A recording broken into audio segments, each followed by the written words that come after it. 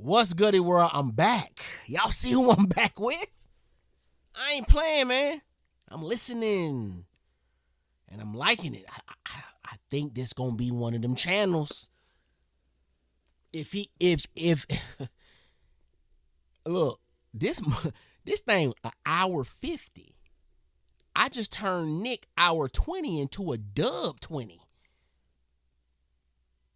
What am I gonna do with this? Y'all ain't about to watch this, but I'm about to watch this. Y'all ain't about to watch this reaction. Comment section, y'all told me I gotta do this. Ruby Ridge this, Ruby Ridge that. You gotta do it. NOLO, it's a long one, NOLO, but I'm down to watch it in sections. I ain't breaking shit up. Watch it in sections. I ain't breaking it up. I don't like editing. Come on, man. The Siege of Ruby Ridge, an American standoff story and controversy. Let's rock. Let blow in the wind. That's what I'm calling it when I watch Wendigoon. Blowing in the wind. Let blow in the wind. Let go. On August the 21st of 1992, federal agents would get into a gunfight on a mountaintop known as Ruby Ridge in Okay, so I'm 9 years old. I'm 9 years old right now. northern Idaho. What would follow this gunfight is an 11-day standoff that left 3 people dead, including a federal agent. The events that transpired over those 11 days would lead to one of the messiest trials and media controversies in federal history. And at the heart of it all was a several-year... Bruh, is that like a model diagram, like the Beetlejuice, you know, the model city in Beetlejuice? Is that what that is? They did all of that for this trial? I saw they brought the helicopters an 11-day out. They brought the helicopter. Look at that helicopter. They brought the MASH helicopter out. A standoff that left 3 people in a fucking Hummer. Dead, including a federal agent. The events that transpired over those 11 days would lead to one of the messiest trials and media controversies in federal history. And at the heart of it all was a several-year-long conflict between the federal government and a family tucked away in the mountains of northern Idaho, simply known as the Weavers. Hello everybody, today we're going to be talking about the siege, standoff, controversy, and conspiracy of the Ruby Ridge incident. Now those of you that have been around the channel for a while or just know American history are probably already familiar with this event. Because of the teams involved and the incident itself, it shares a lot of similarities to the Waco siege of 1993, as well as other tragedies in American history like the Oklahoma City bombing. And if you are familiar with this case, then you probably know how messy it can get. For those on the side of the Weavers, the narrative is that a group of good people who never asked for any trouble were simply attacked and murdered by federal agents. While those in support of the state's actions say that a group of dangerous radicals started a needless gunfight and killed a federal agent in the course of his duties. And I believe that, as with most things, the truth is somewhere in the middle. While I've been familiar with Ruby Ridge for several years at this point, in preparation for this video I watched a lot of interviews and read a lot of excerpts with people on either side of the conflict. And it's apparent to me that there's a lot of information that adds up and a lot of information that doesn't. So what I want to do is take you on a series of events and go through a timeline of when this all began to digging through the messy controversy of who's to blame. Because some parties in this event are certainly innocent and others are certainly guilty. So if all of that sounds interesting to you, then stick around as we talk about one of the most controversial events in American federal history. But before we do that, you want to talk about something that isn't controversial? Like how cool the new merch drop is. Thanks to the support that you all showed the hoodie and Hawaiian shirt drop, which really I can't thank you all enough for, I've partnered with Juniper again to bring you guys another limited release. For those who are a fan of the Cryptid Iceberg series or just weird things in general, the new Wendigoon Cryptid t-shirt is probably a... Wendigoon Cryptid? What? What's going on here, guys? What do I need to be watching? I'll ask after this. Your alley. Not only is it a really cool design with a bunch of different cryptids in front of the full moon, but the shirt is even designed with puff print. It may be hard to see on camera, but that means that things like the lettering and the trees and water around the scene are... We see it. You ain't gotta rub your nipples in front of us, Wendy. We see it. We see it. Made out of a very soft raised material, which means the shirt looks better and is also super comfortable. And if that wasn't cool enough, check this out. The back of the shirt features tour dates for a bunch of different cryptids, with the date being the time they were first discovered. I love this t-shirt design, and if that wasn't enough, there's a limited release beanie as well. I wanted this design to be subtle so you could kind of pair it with anything, so it's just a black beanie, but the logo at the front of the beanie is the Conspiracy Iceberg logo, the Illuminati pyramid on top of an iceberg, and it also glows in the dark. The logo, at least, not the entire black beanie. That would be weird. Links to both of these items will be in the description. That would actually be kind of hard. That'd be hard. Be able to pre-order them for a few weeks, and then after that, they're gone forever. So if you want in on either or both of these items, head to the link in the description while you can. And most importantly, from the bottom of my heart, thank you all for the support you've continued to show me and the channel. I can't say thank you enough. It really does mean. Wendigoon. Send me the merch, bruh. Go ahead and hound them. I think this channel gonna be one of them channels. I need to have the merch on deck. I need to rock the merch I need to rock the iceberg while I'm watching the iceberg conspiracy. Talk to me, man. Y'all go bug them. Go bug them. The world. So if you're interested in checking these out and helping out the channel, it really does mean the most. Link in the description, get them while you can. And you know what? If you're gonna be miserable and listen to me describing a lot of people dying and everyone being really sad, you might as well do it on a full stomach. But you know what's not depressing? What? Food. Fresh food. Fresh, healthy, delicious food from today's sponsor, Factor. Factor makes meeting your nutrition goals easier than ever by delivering fresh, never frozen, dietitian-approved meals right to your doorstep. Factor provides delicious, easy-to-make meals that are as affordable as they are nutritious. One of the reasons I find myself so apt to eat an unhealthy diet is because it's just so easy to make. But now Factor is here to compete. That's because their never frozen meals can be ready in as little as 2 minutes. Not only that, but it's less expensive and way healthier, as all of the meals are made by gourmet chefs and then approved by dietitians. On top of that, Factor meals are 100% ready to heat and eat, so there's no prepping, cooking, or cleanup needed. You can also get as much or as little as you need by choosing 6 to 18 meals per week. And on top of that, you can pause or reschedule your deliveries at any time. And with over 35 different options to choose from and 55 nutrition-packed add-ons, it's never been easier to get a variety of delicious foods that are also good for you. Factor is now owned by HelloFresh, a company that I've worked with on podcasts and absolutely love their product. And just like HelloFresh, Factor is committed to getting food to you that both you and your body can enjoy. And if you're looking to take control of your health, wallet, and palate, then there's never been a better time to get in on this offer. That's because if you head to factor75.com or click the link below and use code Wendigoon50, you'll get 50% off your first Factor box and free wellness shots for life. That is right, 2 free wellness shots from 3 available flavors for every order while you are an active subscriber. So once again, to get half off your first Factor box and free wellness shots for life, head to factor75.com at the link in the description or use discount code Wendigoon50 to get in on this fantastic offer today. Thank you all so much for watching the ad, and thank you so much to Factor for sponsoring this video. It really does mean the most. Hope you all check them out. Link is in the description, and we are back to the video. We are going to go ahead and get into it, but as always, thank you for watching. Now, to understand the events of Ruby Ridge, we must first understand the Weavers. More specifically, the father of the family, Randall Weaver. Randall, or Randy Weaver, was born to a small Iowa farming family on January the 3rd, 1948. By all accounts, Randy had a pretty normal upbringing that's not atypical of a small Christian family in the American Midwest. The first crucial moment in Randy's life, at least as it attributes... This is going to be good, isn't it? This is going to be good. I'm sitting here like listening and I'm thinking to myself like, damn, Nolo, like you're about to really dive into another channel and see what it's talking about. And I'm like, damn, this is kind of crazy. It's a little different from the Fat Electrician, because the Fat Electrician is telling stories about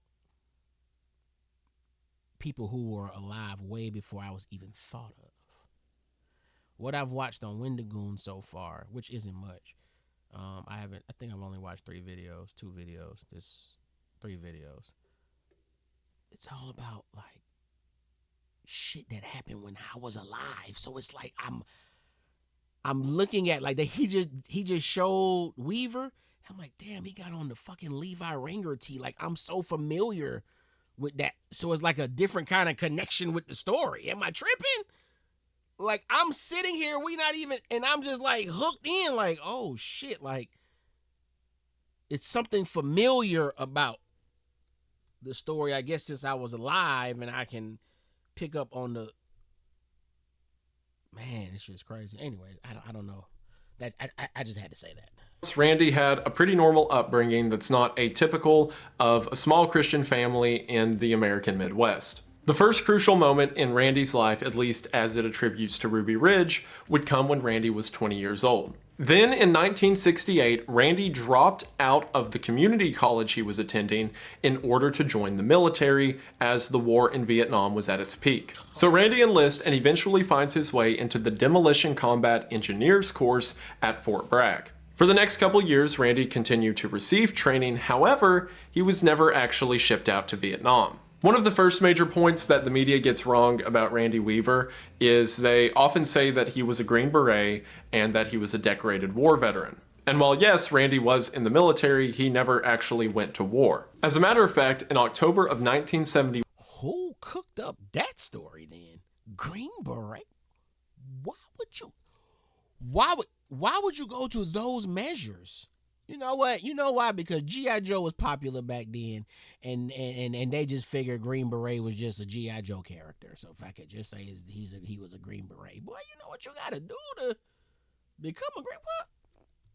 in the military, he never actually went to war. As a matter of fact, in October of 1971, Randy received an honorable discharge from the military. And while it's not explicitly stated why Randy decided to leave the military, from what we see later in his life, it can be imagined that he grew anti-government sentiments during his time in the military, and perhaps he simply lost faith in what he was planning to fight for. 1 month after his discharge, in November of 1971, he would marry a girl from back home named Vicki Jordanson. From there, Randy spent a little while in college before he dropped out and got a job at the John Deere manufacturing facility in Iowa. And for a while, everything was perfectly normal. Randy was a guy who did some time in the military, now he just works at a factory. All is well and good. That is until Randy and Vicki, and more specifically Vicki, became more and more religious. Now for the record, if you're new to the channel, I am a Christian. I talk about it a lot in my videos. I, of course, don't think there's anything wrong with someone becoming more religious. However, it's the particular flavor of religious that seemed to be the issue. Because Vicki began to focus on details of Old Testament prophecy, and more specifically, details of coming revelation. While they would, by definition, be Christian, they weren't so much focused on the Jesus Christ of the New Testament as they were the fire and brimstone of the Old Testament. Because of that, Vicki began to focus on details of the coming tribulation and how Christians would have to fight back against the evils of the world. Because of this, and the fact that Randy and Vicki now had 3 children, Sarah, Samuel, and Rachel, they decided to find a plot of land where they could fortify their family and stay away from the evils, as they saw it, of the outside world. So, in 1983, the Weaver family bought a 20-acre property in the See what I'm saying, dog? So you telling me... Wait. He said when? So, in 1983, the Weaver... Damn, I thought he said a season. In 83, I'm born in 83. I wonder if this happened before May or after May. It'll be amazing if it happened after May, because that means I was in the world when this happened. Like, it's just different. So you just gonna put my birth year in the video, Wendigoon, and think I'm not about to fucking lock in more? What the fuck? The evils, as they saw it, of the outside world. So, in 1983, the Weaver family bought a 20-acre property in the mountains of northern Idaho, about 30 miles south of the Canadian border. They bought the 20-acre property for the price of $5,000 plus their moving van. Hey, so this case has a lot of different ins and outs, and in the initial recording, I forgot to mention a few small facts or tidbits. Okay. So I'm periodically going to pop in here at the editing desk with some stuff I forgot to mention. Thank you. I love this shit, I gotta stop stopping this. I'm periodically going to pop in here at the editing desk with some stuff I forgot to mention. The first thing being, according to Randy Weaver at least, the property they lived on wasn't actually Ruby Ridge. According to him, they were on a property called Caribou Ridge, and Ruby Ridge was the next peak over. However, once the media heard the word Ruby Ridge, I guess it just sounded, sexier or whatever. So they began to call the property Ruby Ridge, and to this day, for the rest of eternity, people are going to consider that ridge Ruby Ridge. You lying to me. Look at that, y'all. People are dying. Americans are shooting Americans, and these motherfuckers at the news station, like, they're in the war room, like, no. We gotta call it Ruby Ridge. It has such a ring to it. If we call it Celestian Ridge or whatever he said, Calabrian Ridge, that doesn't sound cool. Think about it 30 years from now, man. The fight at Ruby Ridge, and that'll be all you're doing. Come on, put it through. Put it through. And to this day, for the rest of eternity, people are going to consider that ridge Ruby Ridge. And for a year, the family lived at peace atop Ruby Ridge, and everything seemed to be fine. For a year. Because it would be in 1984 when their troubles would begin. In 1984, Randy would get into a property dispute with a neighbor who owned the adjoining property, a man named Terry Kinnison. There was some kind of spat between the two where one of them argued that this certain section of land was theirs, while the opposing side said that it was actually their land. This would eventually go to trial, and in the trial, Terry Kinnison lost and owed $2,100 in legal fees. Shortly after losing his trial, Terry Kinnison wrote a letter to the FBI saying that Randy Weaver wanted to kill Ronald Reagan, the governor of Idaho, and the Pope. And it was from this moment that the Weavers' troubles began. On February the 12th of 1985, Randall and Vicki were brought to the local sheriff's department. Yo, did the neighbor go down in history as one of the biggest fuck boys? Huh? I need to know. On February the 12th of 1985, Randall and Vicki were brought to the local sheriff's department where they were interrogated by the sheriff, 2 Secret Service members, and 2 FBI agents. Because, someone saying that you want to kill the president is typically frowned upon. Now, over the course of this interview, it became clear pretty quick that Randy wasn't actually planning to kill the president. And I don't know if you keep up with history a lot, but Randy Weaver didn't kill the president. And someone who's upset because they lost a legal battle telling the FBI that you're planning to do something is a pretty good alibi. However, it was over the course of this interview that the real troubles of the Weaver family would begin. That's because during this interview, Randy was asked about an associate of his named Frank Cumnick. That's because Frank was a member of an association known as the Covenant, the Sword, and the Arm of the Lord.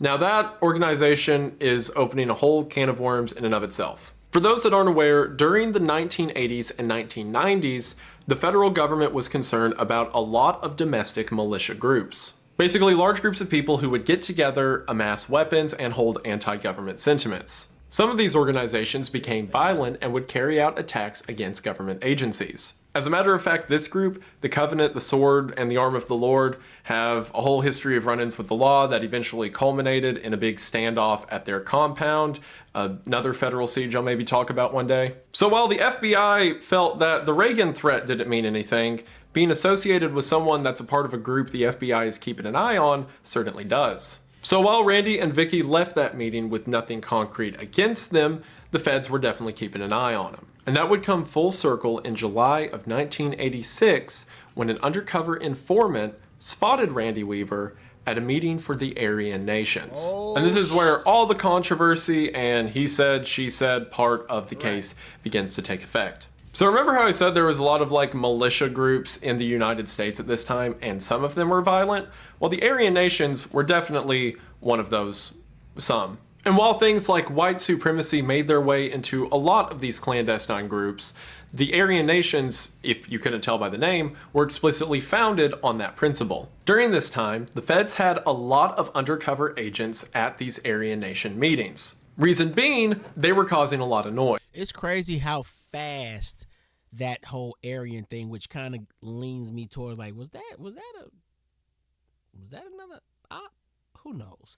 Because, bro, like, this is happening in the 90s, but then you got Higher Learning coming out in the 90s, like the same year. Like, how did it hit pop culture so fast? Why is there an Aryan race character in a college movie? You know what I'm saying? Like, the Aryan thing was just in all the movies all of a sudden in the 90s. Like, how did that happen so fast? It did, like, usually it takes time for things to become a part of a certain culture, and that Aryan shit was just, once it just hit everywhere. It hit everything. A little weird. Just previous to all this going down, a subset of the Aryan nations called the Order had carried out a series of destructive attacks against federal property and even murdered a Jewish talk show host. One of the departments that would do this was the ATF.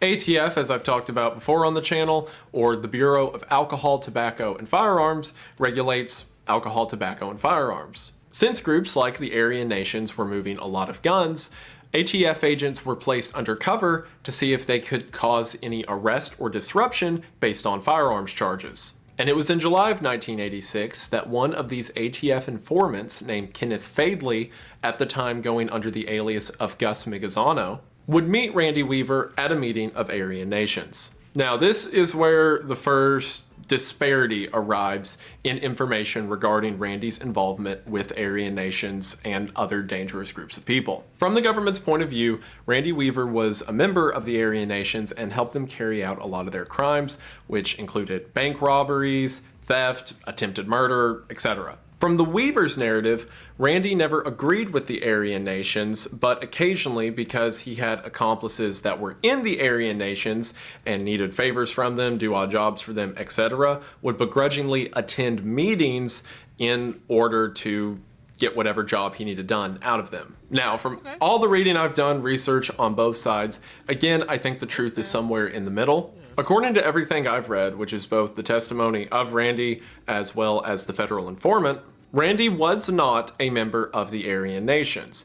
The Aryan nations were very particular about who was allowed in their group. They, kept logs of membership and what have you, and Randy never showed up on them. Furthermore, the federal informant said that over the course of 3 years, he saw Randy Weaver a total of 4 times. And that at these meetings, Randy would never actually enter the building or meeting itself and would simply hang out in the parking lot, talk to some people, then go home. Furthermore, the informant believed, up until the events we're going to talk about in a second, that Randy Weaver was never involved with any crimes that were taking place because of the Aryan nations. However, that being said, Randy Weaver held a lot of beliefs that were in line with Aryan nation doctrine. While he's never quoted as saying anything to support the harm of another group of people, he is seen in favor supporting the importance of his own. So while many state the narrative that Randy Weaver never joined with Aryan nations or some other fringe group because he didn't align with them, it seems more likely it's because he didn't want to be officially aligned with something that could put him on the government's radar. And while it is true, as the family stated, it seems that Randy was hard up for money. I mean, they were pretty self-sufficient up on top of Ruby Ridge and didn't need a ton of income. But for what little Randy did need, it seems he was willing to perform odd jobs with people here and there. So while that tracks that maybe he was trying to get business around these meetings, at the very least he was still willing to break bread with them. Now, why does this distinguishment matter? Why am I even bringing this up in the first place? Because it was Randy's involvement with the organization that would shape a lot of the federal government's behaviors moving forward. I think it's also important to paint a picture of the Weavers' mindset during all this to kind of outline what it seems their beliefs were. As mentioned earlier, it seems the Weavers took on a very Old Testament, brimstone and fire approach to the Bible. Because of this, they were very focused on principles of the law, principles of the early covenant, and principles of God's people and everyone else. This can be seen in a lot of their writings and letters that they would put out to the media and the government, as well as signage that they put around their property. Rather than the Christian idea of being a follower of God and wanting to share that light with other people and bring other people to God, the Weavers had a much more us versus them mentality. Because of that, a lot of their praxis came down to sorts of paranoia. Rather than wanting to be kind and make peace with other people, they instead decided the best course of action was to fortify themselves and keep the rest of the world out. Now, of course, this doesn't mean they were entirely removed from society. As a matter of fact, in 1988, Randy would run for sheriff of Boundary County, as well as keep up with his mail at a P.O. box and local events. But what it does mean is, as things became more intense, their mindset fed into the idea that this is what they had been planning for. I also want to clarify, I kind of make it out to sound like the Weavers didn't know anyone and 100% kept to themselves. They did have friends, like neighbors and people who lived in the area, but it was a very closed off tight group of people. So later in this video, when I mention their family friends and stuff like that, keep in mind they do have them, they're just very particular about who they're friends with. In my Waco video, I spoke about one of the biggest misunderstandings the FBI had. Do I need to watch the Waco video?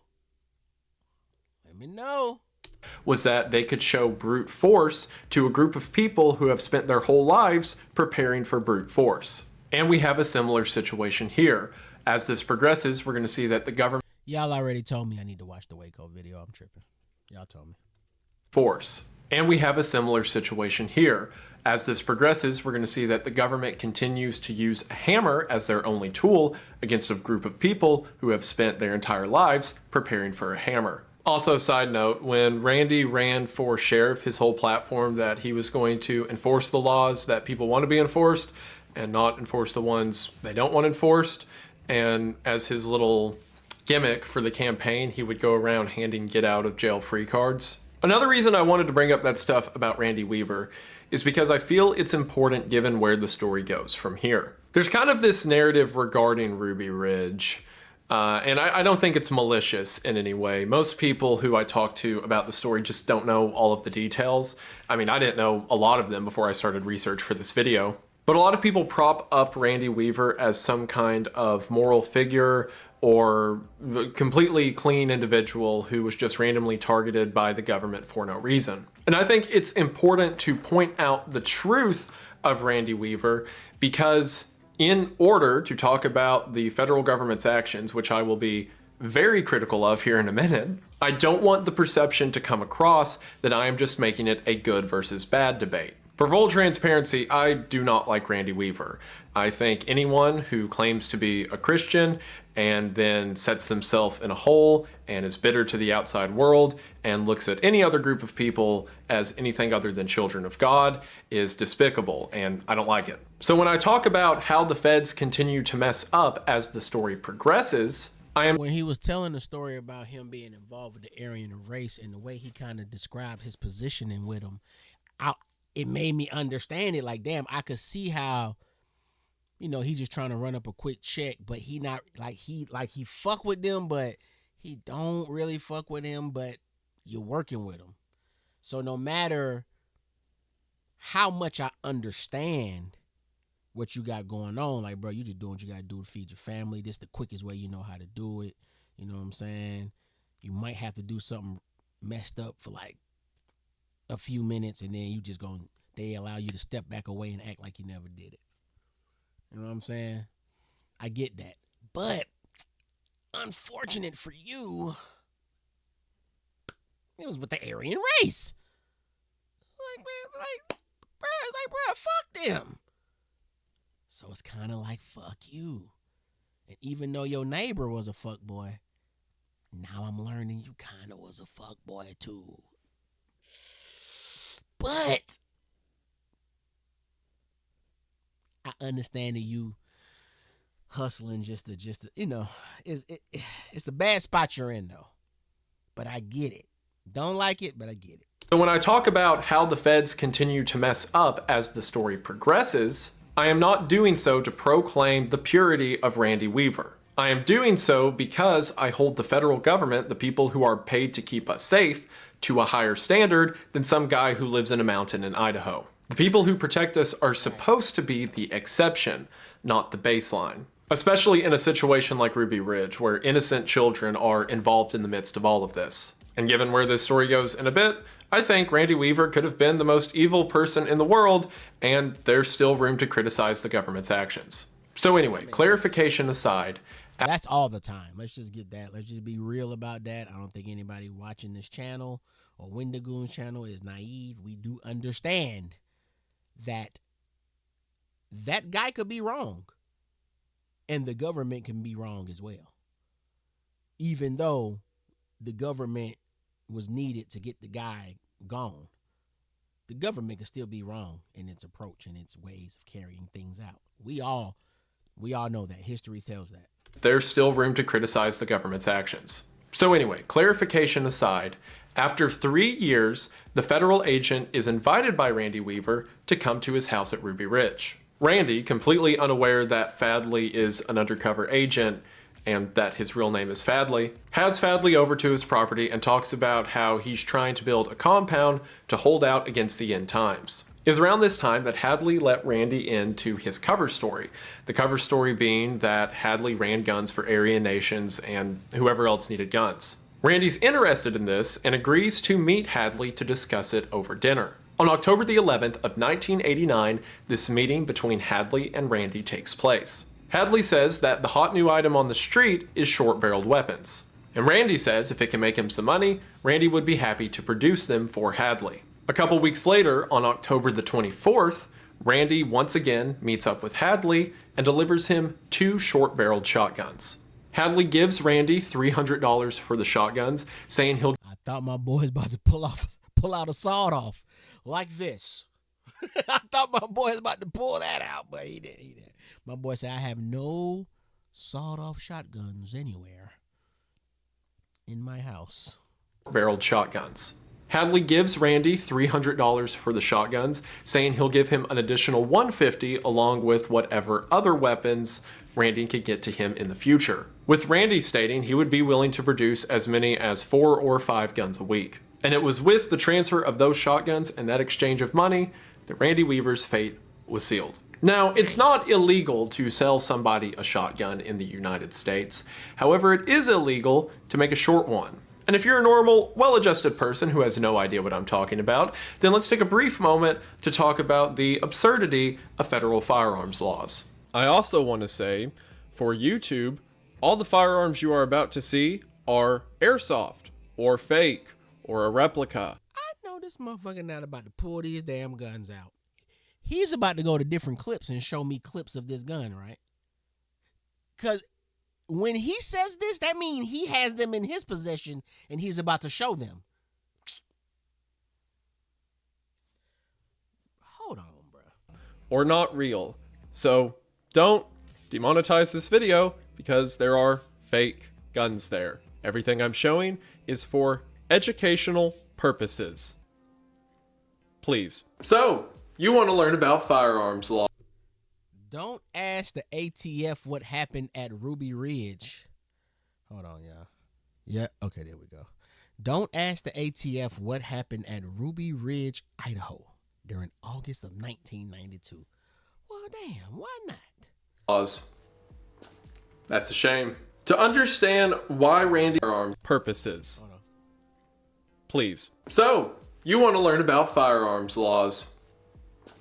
That's a shame. To understand why Randy Weaver was arrested and why so many people latch on to the events of Ruby Ridge, we need to understand a little thing called the NFA. In 1934, the NFA, or National Firearms Act, was passed by the federal government. The purpose of the NFA was to regulate various firearms that were being employed by gangsters of the 1920s and 30s. The NFA came as a response to things like the St. Valentine's Day Massacre. The two things that the NFA originally...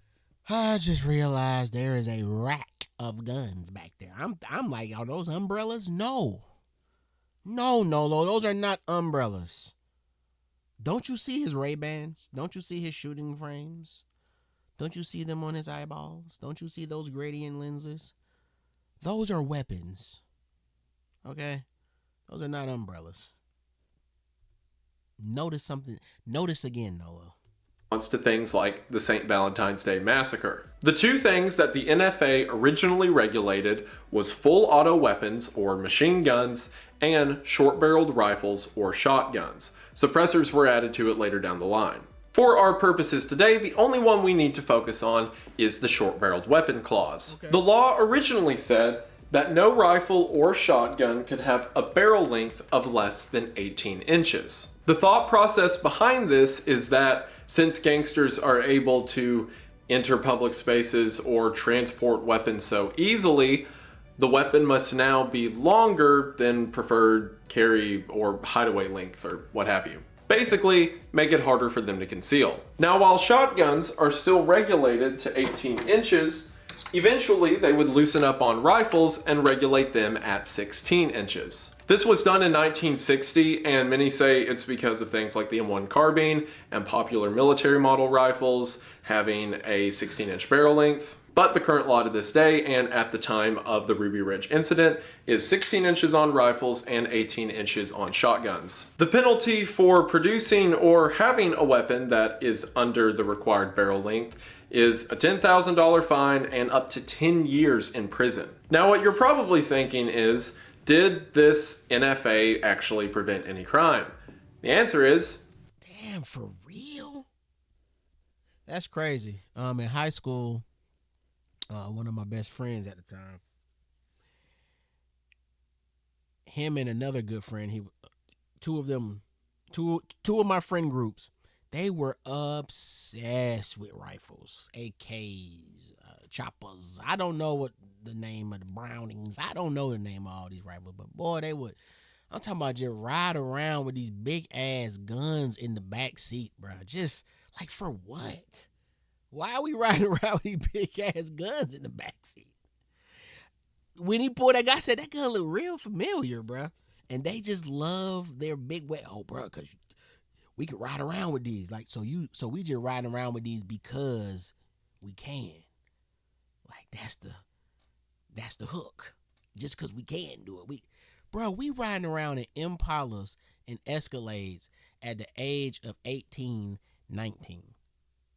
These cops can't wait to pull us over. And sure enough, they would always get pulled over with them guns. They always take them and they have to get them back, get them back. $1,000 fine and up to 10 years in prison. Now, what you're probably thinking is, did this NFA actually prevent any crime?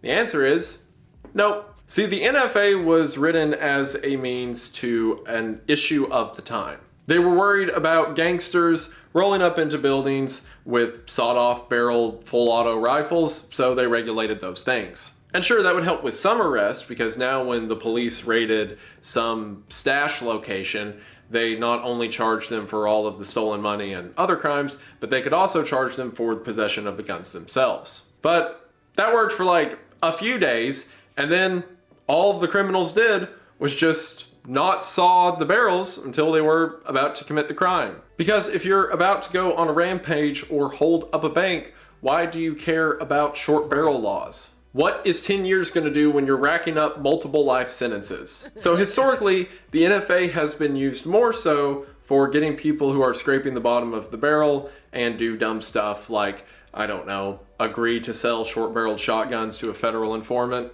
Now, that's all that the NFA applies to Weaver's story. Feel free to skip ahead till the background doesn't look like this and I'm not wearing the sarcastic shirt. But I think it's important to emphasize how ridiculous these laws can get, because it's one of the main reasons that the events of Ruby Ridge are viewed in the way they often are. So you may be asking yourself, that's cool, so the NFA was made in the 1930s to kind of solve issues with gangsters and stuff like that. How does the NFA work with modern technology? You know, it's been like 100 years. Weapons have developed a lot. How has the NFA moved to accommodate those changes? And the answer is, it hasn't. And you may be thinking, oh, okay, so they don't enforce it anymore, right? And the answer is, yep. Let's look at an example of this. So back in the 30s, most modern rifle platforms looked something like this.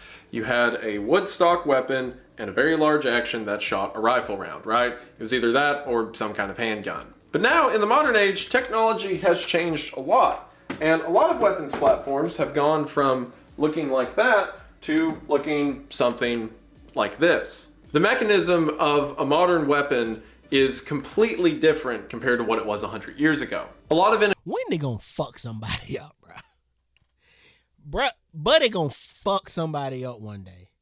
He gonna fuck him up, bruh. I feel for him. Not Wendy. The dude he gonna fuck up. modern weapon is completely different compared to what it was 100 years ago. A lot of innovation has happened, but sadly, the law hasn't kept up with it. So the whole point of the NFA originally was so that people wouldn't be able to conceal weapons, right? Of course, the caveat to that is the handgun. I got a khaki gun. Motherfucker cut scene. Come back with a khaki pistol. To be able to conceal weapons, right? Of course, the caveat to that is the handgun. Handguns are incredibly small and concealable compared to something like a rifle, which, fun fact, the original versions of the NFA included pistols along with the machine guns and short-barreled weapons before it was removed, given that so many people have them and there would be an uproar over regulating them. So let's say I was to take a rifle like this, and say I was to cut the barrel about right here. That would land me in jail for 10 years, or at least, up to 10 years. Now, what if we take another weapon that uses the exact same action, has the exact same caliber, and a lot of similar features like this? These two, for those who aren't super familiar with Kalashnikov platforms, these two are effectively the same gun. There's differences, of course, for the nerds out there, things like, the gas block, specific platform, blah, blah, blah, but these are both AKs. But if you'll notice, this one has a lot shorter barrel than this one. Now, a second ago, I said if I cut this AK's barrel down, that puts me in jail for 10 years, so how is this one fine? Because legally, this one is a pistol. According to modern law, these two things are the exact same. So if I was to take this stock and put it over on this one, guess what I get? That's right, 10 years. Because according to the NFA, by putting a stock on this pistol, I have now manufactured an illegal short-barreled rifle. However, it doesn't stop there. It is also qualified as an illegal short-barreled rifle if the overall length of the weapon is less than 26 inches. So you can have a legal barrel length and do everything in your power to follow the law, but oh look, your buttstock was an inch too short. Guess that's 10 years. Sorry. What? I have seen ATF agents pull out measuring tapes on people to see if they're going to jail or not. People who try to follow the law and even the absurdity of laws like this are often regulated and checked to see if they're now a felon. That's not even getting into the fact that the ATF arbitrarily makes different decisions. They'll sell something and say it's totally legal for a decade before saying, actually, that's illegal, and if you don't turn it in right now, that's jail for you. And that's not even the entire puzzle when it comes to this stuff. Like, for example, if... What's up, Nolo? What's up? I got about another hour. I'll be out there. Go holler at mommy, man. And that's not even the entire puzzle when it comes to this stuff. Like, for example, if you take a pistol like this and say I'm talking about my boy Reddy. All the doors in the house closed, so I feel you, bro. Doors closed. You working. I don't know if you live alone. You need that handiwork right there. He probably got a mirror. Behind the screen so he can see the back door. But Wendy gonna fuck somebody up. Somebody getting popped. Comes to this stuff. Like, for example, if you take a pistol like this and say I was to put a foregrip on it so I can hold the gun like this, that is also a felony. That short AK I was pointing at earlier, if I decide to put a foregrip on it, jail. Also, if I take a gun like this, and remember the whole point of the NFA, theoretically at least, is to make the gun less concealable. So if I take a pistol like this and I put a stock on it, which makes the gun much less concealable, it more than doubles the length of it. If I put a stock on this, that's also jail, because I have now manufactured a short barrel rifle. And here's the worst part about all of this, right? So let's go along with the ATF for a second and pretend that having a short barreled weapon just fills you with some kind of need to hurt people, right? Okay. If it actually was a law to protect people, then why can you pay $200 and just get by? That is right. If you pay a $200 tax stamp to the ATF, you can get approved to make any one weapon have a suppressor, have a short barrel, what have you. And yeah, like I said earlier, the reason this was originally... What is he talking about? What is he talking about? You can get approved to make any one weapon have a suppressor, have a short barrel, what have you. And yeah, like I said earlier, the reason this was... So for $200 prior to, you could make an illegal weapon. You can pay to be legal. All right. Okay, government. Okay. Originally done is so that they could catch people on charges theoretically before a crime's committed, even though it doesn't work in practice like that. But why is something that can be circumvented for $200 such a harsh penalty? Why does the $200 get you out of 10 years in prison instead of something like a fine? If this was just a weird law in the books that wasn't enforced and no one's life was ruined because of it, who cares, right? But lives are ruined over this time and time again. So yeah, in short, repeal the NFA. And SBR and SBS laws are just a small piece of the ridiculous puzzle. There are laws requiring you to have American-made components inside of foreign imported guns, or otherwise it's contraband. There are laws regulating not machine guns, but guns whose mechanism makes it likely if you wanted to break the law, it would be kind of easy to make it a machine gun. There's regulations against those. It got so bad a couple years ago that arm braces, things that you could put on pistols in order to effectively make them stocks, the ATF said they were fine, and then they said that they weren't fine, and then they said that they were fine, just don't touch them to your shoulder, and then they said they weren't fine again. Well, of course, firearms regulations like this aren't as important. Isn't that what it's for? To brace? What do you mean? Don't touch them. I'm supposed to fucking touch it against the damn skin right before my armpit and pinch my skin all up. What am I supposed to be doing here? Am I holding that bitch under my armpit and hoping that... What am I doing? What does that... Yo, this is all a video game ran by, man, look, man. And then they said they weren't fine again. Well, of course, firearms regulations like this aren't as important or as devastating as things we're going to talk about the ATF and marshals doing to the Weaver family here in a bit. It is merely a foot in the door, but that foot in the door can lead to a lot of tragedy. Now, the reason I bring all of that up isn't just to discuss the ridiculousness of these laws, although that is part of it. It's because the breaking of these laws is what led to everything that would happen afterwards, at least officially. The other reason I want to mention it is, again, the absurdity of these laws is what leads so many people to be sympathetic of Randy Weaver. Anyone who works with firearms has to put up with things like that constantly. So to look at Randy's position and see someone who suffered as much as he did over the same laws, of course it's easy to feel sympathy for him. At least when you focus on Randy the victim and not everything that led up to that victimhood. Now, in reality, was the weapons charge really a way to get a guy just because he sawed off a shotgun barrel? Or was it a way to get someone who was tied to groups like the Aryan Nations and willing to manufacture weapons for them? Kind of like getting Al Capone on tax evasion. While the latter is more than likely true, it's hard to tell considering the government has shown in the past that they will do equal and further dramatic actions over trivial laws. For a lot of people, especially those who come into this case just looking at the end result, it's hard to not perceive Randy as a hopeless victim considering how much the government dressed like an attacker. There's a reason that this story has the reputation it does. So on October the 24th of 1989, Randy delivers the 2 sawn-off shotguns to the federal informant. The informant turns that into the ATF and the ATF begins to draft charges. Shortly after Fadley makes his report to the ATF, another informant by the name of Rico Valentino informs Randy that Fadley's an undercover agent. I have no idea what kind of internal politics were going on to allow a situation. Was that... What are they called? Was that Alphabet Boys against Alphabet Boys? Was that FBI against CIA? Was that FBI against FBI? Was that local? An undercover told him that the other dude was an undercover. Yo, what the? This is real life. I was alive, y'all. I was alive.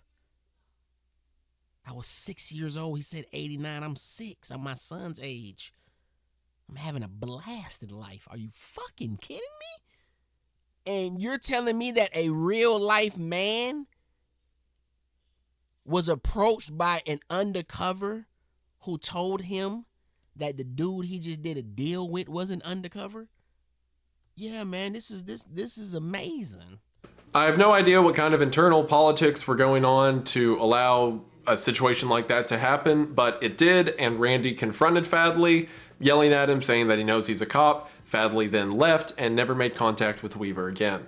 The ATF spends several months drafting their profile of Randy. And it's here that they begin to smudge the facts a bit. In the ATF reports of Randy, they mention that he is a person of interest in various bank robbings and other crimes committed by Aryan nations and other militia groups in the region. Even though there was no evidence of this and the informant never indicated that there was any proof Randy was involved in those crimes, the ATF began to add those details to the report in order to embellish the narrative. Because the higher risk Randy seems to be, the more resources can be exhausted in order to arrest him. Because they're basically trying to use Randy as an in. They see he in, but they see he ain't all the way. He 1 foot in, 1 foot out type shit. Again, he hustling with him.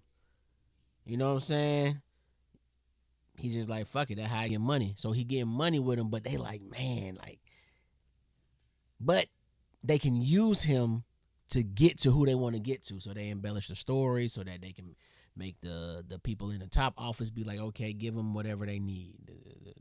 The informant says he needs $12,000 to buy some, give it to him. I get it. Okay, I'm following you. The risk Randy seems to be, the more resources can be exhausted in order to arrest him. However, because of the whole incident with Fadley, the ATF no longer have an informant. So, given the fact that Randy has no criminal history, has theoretically worked with law enforcement before considering he was running for sheriff, and has a military background, the feds decide to see if Randy will become their snitch. On June the 12th of 1990, federal agents came to Randy Weaver asking him to be their informant, and Randy replied by telling them where they can shove that offer.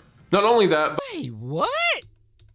the feds decide to see if Randy will become their snitch. On June the 12th of 1990, federal agents came to Randy Weaver asking him to be their informant, and Randy replied by telling them where they can. Did they? Wait. Asking him. On June the 12th of 1990, federal agents came to Randy. Bro, they went from putting a snitch on him, an informant on him, to arrest him, to, man, just ask him to be the snitch. Fuck it. Yeah, he's not the big dog we want anyway.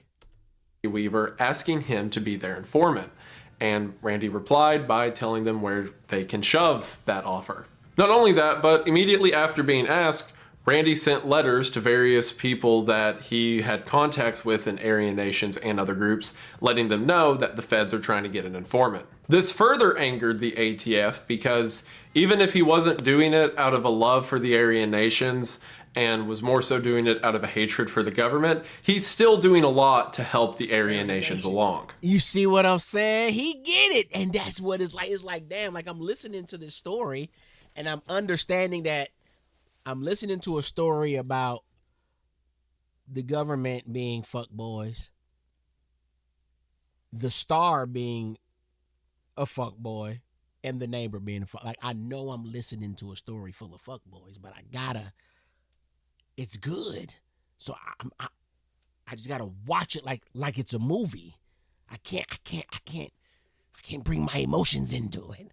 Out of a hatred for the government, he's still doing a lot to help the Aryan nations along. So in December of 1990, over a year since the actual crime. I just learned a word in the Fake Electrician video. I can't be so staunch about it. Look it up. I think I just used that right. I'm gonna work on using that word. Crime was committed, charges were drafted accusing Randy of allegedly selling 2 short-barreled shotguns to an undercover informant. The ATF was afraid of approaching Randy at his house to arrest him, so instead They pose as a group of motorists whose car had broken down at the base of Ruby Ridge. Randy and Vicki drive down to help the group of people out, and as soon as Randy leans over the hood, they pull their weapons and arrest both Randy and Vicki. As he was being arrested, Randy said, "Haha, good trick, you won't get me with that one again." So on January the 17th of 1991, Randy Weaver is arrested and charged. Because the crimes he was being charged with were non-violent and he didn't seem to be a flight risk, he was released on bail with the trial date set for February the 19th of 1991. And here we get another disparity in the events of Ruby Ridge. Randy met with his probation officer and lawyer one time each. Randy was fed up with any kind of bureaucrat at this point and didn't want to talk to him, so he just told them to send him a letter when they needed to speak to him. Shortly after the court date was set, the date was moved from February the 19th to February the 20th to allow more travel time for people attending the trial, given that it was shortly after a federal holiday. So okay, the date gets pushed back to one day. No big deal. Well, it wouldn't have been a big deal had Randy's probation officer not sent him a letter saying that the court date was not moved by one day, but instead by 1 month and 1 day. The letter from the probation officer said that the court date had been moved to March the 20th. More letters were sent to Randy correcting the date after this mistake was discovered, but it seems that Randy didn't check his P.O. box up until after the date of February the 20th. Wow. When February the 20th passes and Randy didn't appear at the court date, the PO who made that mistake could have never thought all of that was going to happen. Whatever's about to happen, there's no way they thought this mistake would lead to a ridge being renamed. Shit. Oh, let's get to it. February the 20th. When February the 20th passes and Randy didn't appear at the court date that he didn't know he was supposed to be at, Randy was then charged with failure to appear in court. Randy's defense attorney pleaded with the judge that if Randy shows up by March the 20th, that the failure to appear in court will be dropped. But the judge isn't having it, and on March the 14th, he is officially charged and now considered a fugitive from justice. This does seem a bit extreme from the judge's point of view, right? An individual was given the wrong date, so when he doesn't show up on the correct date that you didn't tell him about, you charge him with failure to appear. Now, I will say it can be argued that the responsibility of Weaver falls on his legal team. Again, I feel the judge should have had some level of leniency because it was Weaver's defense that messed up, not Weaver.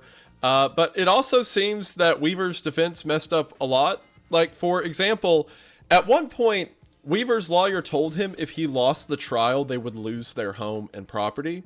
And that just flat out wasn't true. The one piece of, I guess, credit you could give the judge for his reason. They was going to take that man's shit, wasn't they? Them lawyers was going to, I told you, them lawyers don't live on the same plane as us. I don't understand what they really live in the gray area. They live in the neutral area. Like, they just get to operate how they want to operate. They would lose their home and property. And that just flat out wasn't true. The one piece of, I guess, credit you could give the judge for his reasoning to go ahead and charge Randy anyway is there were some contributing factors implying that Randy never planned to appear in court in the first place. For example, after his initial arrest, he just quit coming off the mountain. And any level of paranoia he had before was cranked up to 1,000,000 when a guy he trusted turned out to be a federal informant, and then he was arrested by 3 people parked on the side of the road that he was going to help. And also, in addition to that, so Vicki Weaver, who was also arrested along with Randy on January the 17th, was slightly perturbed by the federal government, if you could imagine, after getting arrested and her husband being charged. Right. So in between the time of their arrest and Randy's court date, she sent a couple of letters to the U.S. Attorney's Office for Idaho, but the letters were addressed to the entirety of the United States government. And in those letters, for one, she opens by addressing it to the, quote, servants of the Queen of Babylon. And some excerpts from those letters include, "We, the Weaver family, have been shown by our Savior and King, Yahshua, the Messiah of Saxon Israel, that we are to stay separated on this mountain and not leave.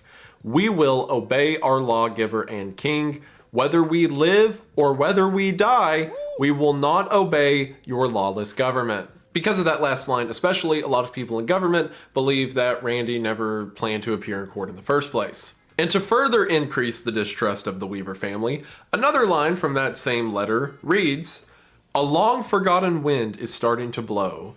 Do you hear the approaching thunder? It is that of the awakened Saxon. War is upon the land. The tyrant's blood will flow." Now, what she probably meant by that last part, she's like invoking a lot of biblical imagery or whatnot. But because, again, as we talked about earlier, very Old Testament, very, doomsday, brimstone, what have you. What she's doing there is talking about like when God comes back, when the rapture happens, they're going to get what's coming to them. But that's not how the government read it. The government read, "The tyrant's blood will flow," and effectively took that to mean intent.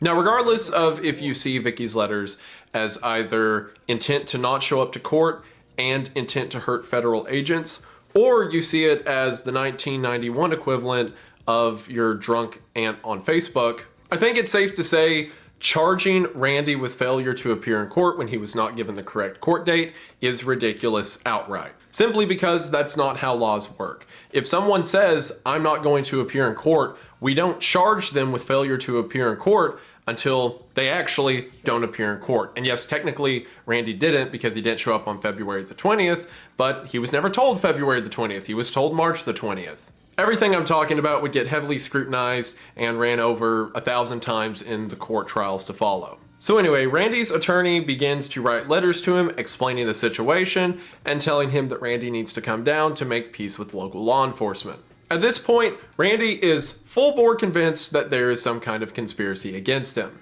because he gets arrested by undercover cops and then he's given a court date, and then they tell him actually he doesn't have to show up on that day, he can show up at this. Am I the only one that's like envisioning this as he tells the story? I got issued a wrong court date for a ticket that I got. And I tried to play the judge, bro. I tried to get him to let me go because they gave me a wrong court date, and I had to call out for work. And what work you talking about, NOLO? The sewing machine? Yes, I had to call out for work. Well, that is work, so it is true. But yeah, they was like, "Nah, bro." But he did say, "Well, since we messed up, you ain't gotta what was it? It was some shit I had to do, and my ticket wasn't that much. My ticket went from two something to 180, which isn't a bigger discount. I mean a huge discount, but it was a discount." And then he's given a court date, and then they tell him actually he doesn't have to show up on that day, he can show up at this day instead. And then he's told, because you didn't show up on that original day, you're going to jail. On March the 11th, Randy's attorney gets two neighbors of the Weavers, who are friends with the Weavers, to go up the mountain and ask Randy what he wants to do.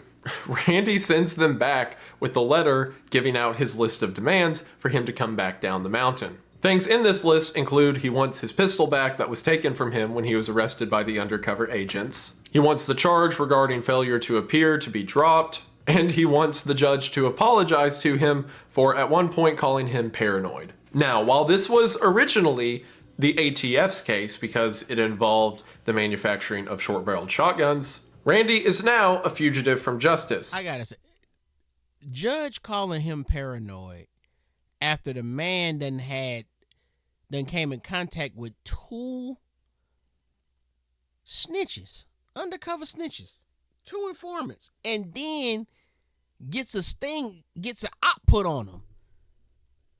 They acted like they were stranded on the road and they were agents. What do you mean he's paranoid? That actually happened, sir. Any other thing he's doing after that should be warranted.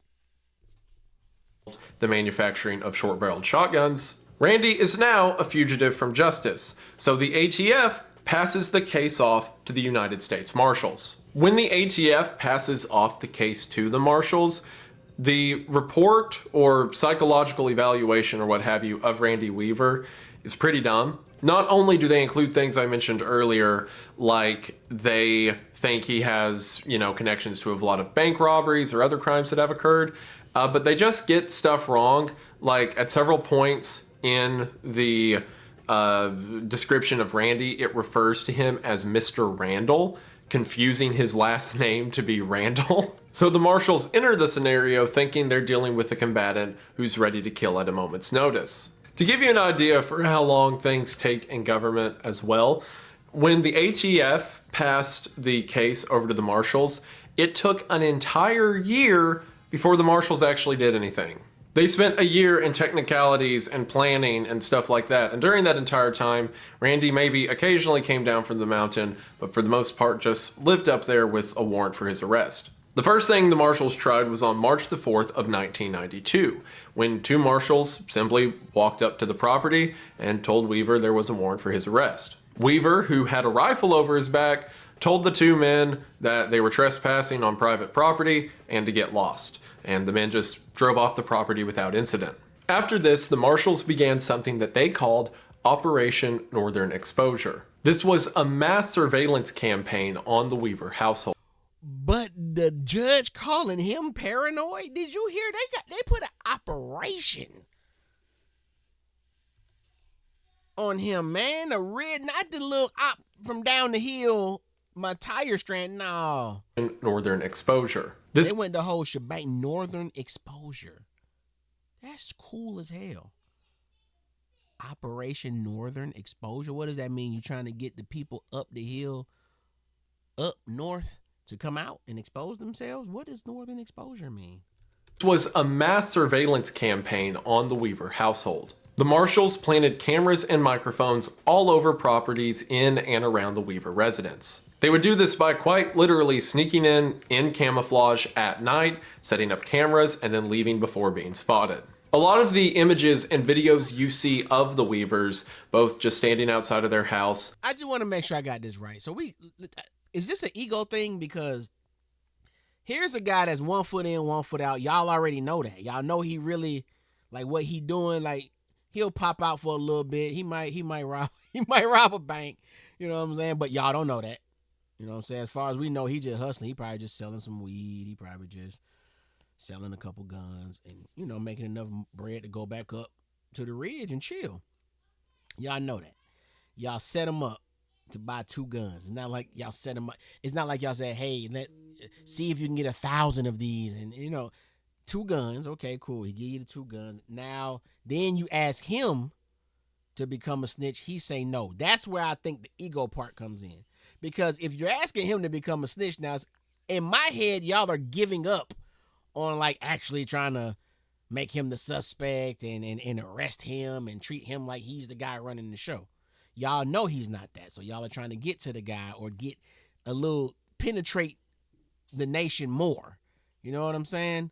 So is it when he said, no, I don't want to be an informant, is that like, did somebody ego get hurt and they were like, you know what, well, fuck you. We're gonna take it all the way to you. Now we're gonna treat you like you're the top dog. Because what? I'm so lost. I'm a little lost about that. Why are they putting so much effort on him? And all he did was sell 2 sawed-offs, which y'all could have just arrested him right then and there. But y'all didn't, because y'all trying to use him to get in or something. I don't know what y'all... All of this? Operation Northern Exposure? The fuck? The images and videos you see of the Weavers, both just standing outside of their house or playing or running from gunfire or what have you, were taken with these surveillance cameras. This observation would continue for 4 months, with the Marshals not only checking in on the camera's feed every day, but occasionally performing missions onto the Weavers' property to get more information about the household. And it's from here that a lot of aspects of the Weavers' lives were made known to investigators. At this time, the Weavers' oldest daughter, Sarah, was 16, their son Samuel was 14, their daughter Rachel was 10, and they just had a baby 10 months earlier. So me and Rachel, at this time, I'm 9, she 10. This is crazy. So there's somebody my age, a year older, at the Ridge about to... named Elisheba, a young girl. The Weavers had a lot of animals, from chickens to horses, and the daughters would often ride the horses while Randy and his son Samuel would play together or shoot guns around the house. Vicki, who was still nursing the 10-month-old child, would normally stay with the children while Randy performed most of the work around the house. It seemed that they were entirely self-sufficient. They grew their own crops, they had a well on the property that allowed for clean water. The kids were homeschooled, as you could imagine, so day in and day out, they just went about their activities and chores amongst each other. Randy had a particular tinge of paranoia about him. Not only did he travel everywhere with a rifle over his back, but anytime a vehicle would get too close to the bottom of a hill, Randy would freak out and take a defensive position behind a rock or a tree until the noise went away. He was constantly paranoid that someone was watching him, and as it turned out, they were. This paranoia was fueled further on May the 5th when one of the Weaver family members discovered one of the hidden cameras. From here, Weaver became much more tactical in all of his planning. While it was regular for when any of the Weaver family members left the perimeter of the house... let me tell you something. Coming across the 2 informants, getting set up with the flat tire gig shtick, I get it. The wife was there. Him and his wife, they own the same level. I don't know about his family, but could you imagine some of his family like, bro, what's going on? What's going on with Randy, man? What's going on with Rands, man? And then that family member finding the camera. I don't know if that's how it went, but I'm just speculating. I'm just saying, what if that, like, I really felt like, and then he goes to, he really wasn't tripping. He's not paranoid. They're really watching. And could you imagine the relief that him and the wife have? Because that's like, for real, like, now everybody has to believe me. Now I don't have to feel a certain way, even though from what he's saying, they didn't really give a fuck about how people felt about him. But I can still imagine family, close friends, the neighborhood. You kind of, you know what I'm saying? Like, damn, I don't want them to think I'm crazy. And now, guess what? I'm not crazy. For when any of the Weaver family members left the perimeter of the house, they would always bring a gun with them for fear of a bear or mountain lion. The demeanor of the house noticeably shifted. Less time was spent outside than need be, and again, Randy seemed to be much more paranoid. Or I guess paranoid isn't the right word if they're actually coming to get you. Much more defensive, we'll say. It was also around this time that a friend of Randy's named Kevin Harris began to stay at Ruby Ridge with them. Kevin Harris was a younger guy, in his mid-20s at the time all of this went down. Harris also had no affiliations with the Aryan Nations or any other group of radicals. Instead, he was just a friend of Randy's. Years back, when Harris was a teenager, he stayed with Randy and Vicki for a while. So seemingly, because Randy was paranoid as to who he could trust, he invited an old friend to help him keep watch of the house. Anytime there was a noise or something was amiss around the house, Harris and Randy could be seen stepping out on the porch with rifles over their shoulder, looking for what was the matter. And for months, this was the routine. The 7 people within the house maintained their shifts, I guess except the baby, but the 6 other people maintained their shifts, going about their chores, and keeping a watchful eye for anyone who may approach. Later testimonials from the family would say that they were aware of the danger Randy was in, What's up, son? What's up? I'm almost done. All right. Being a fugitive from justice and all, but they figured no one would hurt them or no real danger would befall. Were aware of the danger Randy was in, being a fugitive from justice and all, but they figured no one would hurt them or no real danger would befall if they just stayed on the mountaintop. That if society doesn't want them to participate in it, they'll simply remove themselves from society. And seemingly they were content on maintaining that position for the rest of their lives. That is, until the events of August the 21st. Because if you don't know anything else about the Ruby Ridge incident, you know about the events of August the 21st and August the 22nd, 1992. Now, the events of August the 21st are heavily debated and complicated, so I thought it would be easier to make a stupid little map. See, I got like a river over here, and then trees over there. I see it. I guess the trees don't have like trunks, so they're more. What are these? The magnets are the cars, and the what's about to happen? Come on, rocks. They're going to be rocks that they're hiding behind. Talk to me. Of like bushes, but because this is an aerial view looking down, you wouldn't see the trunks. So it's really a more accurate tree if you think about it. Anyway, I do want to emphasize that this is in no way accurate and can't even be qualified as a guess. This is just a diagram to show you particular moments when important things happened. I have no idea if this is where the trails go. They could go that way. They could go that way. I know people walked in these areas relative to each other, so I made up a direction they might have walked. This is more of a vision, really. But imagine this as an aerial view with the Weaver cabin in the middle. The slope down to the roadway and getting off of Ruby Ridge is down here, and this area behind the cabin is elevated above it, higher ridge lines behind the cabin itself. So the U.S. Marshals were so cautious and complicated about the way they were going to arrest Randy that they had theorized maybe they could purchase a piece of property somewhere around here and then have... Are you kidding me, bro? What am I missing, y'all? What did I miss in the story? I had to miss something. Purchasing property to arrest the man who sold 2 sawed-off shotguns to a snitch? Y'all gotta help me. Come on, y'all. What did I miss? What did he do? They didn't have proof that he was robbing banks. They didn't have proof of much except that he can saw off barrels. Now they talking about purchasing properties? Nah, somebody butt hurt. Somebody hurt, or I completely missed something.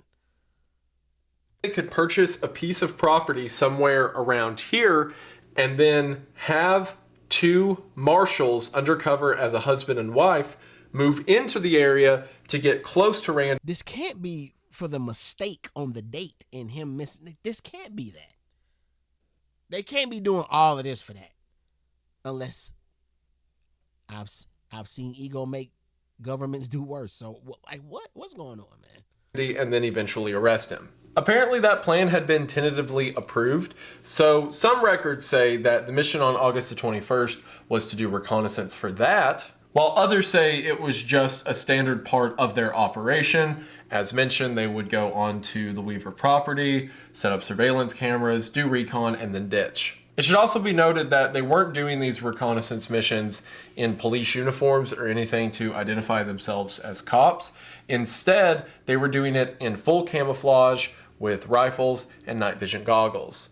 That detail will be important when we get to the nuance of the events. Also, one of the reasons they were going in so armed to the teeth, other than, what they saw in the surveillance cameras, is on April the 18th, one day after they set up their cameras, someone reported to someone else at the Marshal Service that Randy was shooting at helicopters.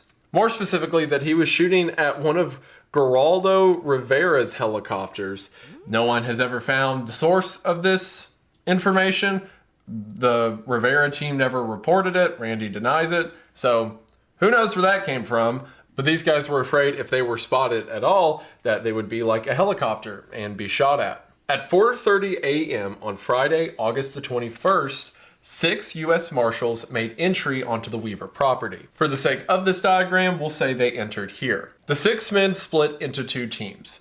One team takes off an overwatch position above the Weaver cabin, and their other team, the 3 men who are their reconnaissance element, continues operations on the lower altitude side of the cabin itself. Okay. This goes on for a couple hours in the early morning before the recce element links up with their OP element. It seems that here the 6 men share information with each other before they begin to fall back from the property. With the reconnaissance team continuing on their swing over to the right side of the cabin, at least right side in this diagram, and the overwatch position goes back the way they came. Now, I don't know whose idea this next thing I'm about to say was. What's wild is everything I've said so far, pretty uncontested on both sides. And for some reason, this next part is also uncontested, although the Fed should really reconsider. One of the agents in the reconnaissance element decided to throw rocks at the cabin to test the reaction of the Weaver's dog. The Weavers had this really big lab mix dog whose name was Stryker. So the recce team wanted to see if Stryker would react to throwing rocks at the house. I don't know who that benefits, what that does. It's one of the dumbest things I've ever heard. Surprisingly enough, it's not the dumbest thing in this story. That will come later. But it's like, it's a close second. So from about 200 yards away from the cabin, they begin throwing rocks at the cabin itself. Now, here's our first divergence. The marshals would later say, Who the fuck throwing rocks 200 yards? Man, hell no. Who throwing rocks 2 football fields trying to hit a house? Nobody doing that. They lied. They lied in that report. Them folks were 40 feet away trying to do that. What they talking about 200 yards? 200. At the cabin itself. 200 yards away from the cabin, they begin throwing rocks at the cabin itself. Now, here's our first divergence. The marshals would later say that the reason Stryker became alerted to the reconnaissance team is that Stryker was already making his way outside as they heard a vehicle approaching. Along with Stryker came the 3 men in the cabin, or 2 men and young boy, Samuel Weaver. However, what everyone else says, and what I think is much more likely, is that when testing if dogs react to you throwing rocks at them, the answer is yes. Stryker begins to take off towards the team of agents. The fact that Stryker ran that direction further proves the point that he probably wasn't hearing the car, he was hearing the people throwing rocks at him. The reconnaissance element, afraid of being spotted, even though their behavior would indicate otherwise, continue to make their way back down towards the lower altitude end of the cabin, with Stryker hot on their trail. Again, the 3 people who are now outside of the cabin with Stryker are Randy, his son Samuel, and Harris. They are none the wiser to federal agents being this close to them. When they hear Stryker begin to bark and chase something, they assume it's some kind of animal. So the men take their rifles and run outside and hope that Stryker has caught some kind of deer or game animal because they had just ran out of meat in the cabin. That's another thing of note that I'll probably forget to mention as I continue talking about this. Over the course of the siege, the entire Weaver family had almost nothing to eat. Randy tells Samuel and Harris to chase after Stryker while Randy follows the trail. He would later make comments that he didn't want to chase after Stryker directly because there wasn't a trail there, or it was a rough trail and he was getting too old for that. So Sam and Harris begin to follow in the direction that Stryker is running. As you can probably think, looking at this diagram, that's a bad sign. Randy begins to make his way down the more established trail, heading to a point that he thinks Stryker will wind up at. Again, I'm making up all these trails. Maybe like these 2 intersect at some point, so Randy's heading down there. I don't know. What happens instead is Randy runs into the 3 people in the observation team that are also making their way down the mountain. So at some point, these 2 cross paths. So Randy is jogging down the hill when all of a sudden, someone holding a rifle and dressed in full camouflage stands up, points a gun at him, and says, "Freeze, Randy." Randy immediately recognizes this as a federal agent. Randy does not fire upon the federal agent or attempt to get his gun off of his shoulder. Either that be because he didn't think he would win the draw, or he didn't want to kill him. I'll let you decide. But what Randy does do is say, "F you," and then begin sprinting back up the hill. As this is happening, the recce team, being chased by Stryker, makes their way down to a junction at the bottom of the hill known as the Y. It was called this because it was a literal Y in the trail, and in the trials that would follow, the incident at the Y was a large point of contention. Now, we know that Stryker, Sam, Harris, and the 3 men in the reconnaissance team all made it to the Y. And from there is where it gets messy. The U.S. Marshals would claim for over a year that Sam and Harris were the instigators in what was about to happen, and that everything they did was in accordance with standard procedure. However, the series of events that I'm going to tell is the series of events that was eventually determined to be most likely in the trials that followed. Because the Fed's side of this changed faces a lot and kept coming out to different conclusions, different series of events, whereas the Weaver side of it stayed pretty consistent and also made the most sense with evidence that was found at the trail. So going off of that narrative, and this is the narrative that a jury would eventually agree to, the reconnaissance team attempted to hide in the roadside along the Y. Stryker, still seeing the reconnaissance team, makes a beeline directly for them, again with Sam and Harris right behind him. It seems that what most likely happened is, in order to not be seen, I guess, one of the federal agents shot Stryker. Again, insert meme about feds shooting dogs. Now, this is the big point of contention in all of this that shapes a lot of what happened moving forward. The federal agents never identified themselves as federal agents. Sure, it seems that Randy made the call when he ran into them, but these two over here probably aren't thinking about that. They're thinking about what animal they're going to run into, then all of a sudden there's a gunshot and the dog is dead. Because the federal agents never identified themselves, all that these two saw was a guy in camo shoot their dog. Randy's testimony would later attest to this, as he said when he turned to sprint, he heard a gunshot and then Stryker yelp. This seems to be, although not explicitly said, but it seems to be the reason that the Overwatch team didn't try to chase Weaver back up the trail. Now, it could also be because they were afraid he was gonna, run up there, then turn around and shoot him or what have you. But I believe after hearing the gunshot, they ran over here to reinforce their reconnaissance team. As soon as Stryker was shot, 14-year-old Samuel Weaver saw the man who shot his dog and said, "You shot my dog, you son of a bitch," as he raised his rifle and fired 3 rounds, according to most reports, at the man who did it. A federal agent raised his gun in return. By forensic reports, it was most likely William Deegan, raised his gun and fired, shooting Sam in the arm. As soon as Sam is hit, he turns his back away from the federal agents and begins to run backwards to where Harris was. Sam had got a little bit in front of Harris, so Sam is around here and Harris is more back here. As soon as Harris sees Sam get shot, he raises his rifle and shoots at the guy who just shot Sam. That round fired from Harris's gun went into the chest of U.S. Marshal William Deegan, and Deegan fell to the ground dead. The first death at Ruby Ridge, and sadly, not the last. The 3 agents began returning fire. Wow. And they don't even think that they're shooting at agents. They just think they're shooting at a guy that's on their property who just killed their dog.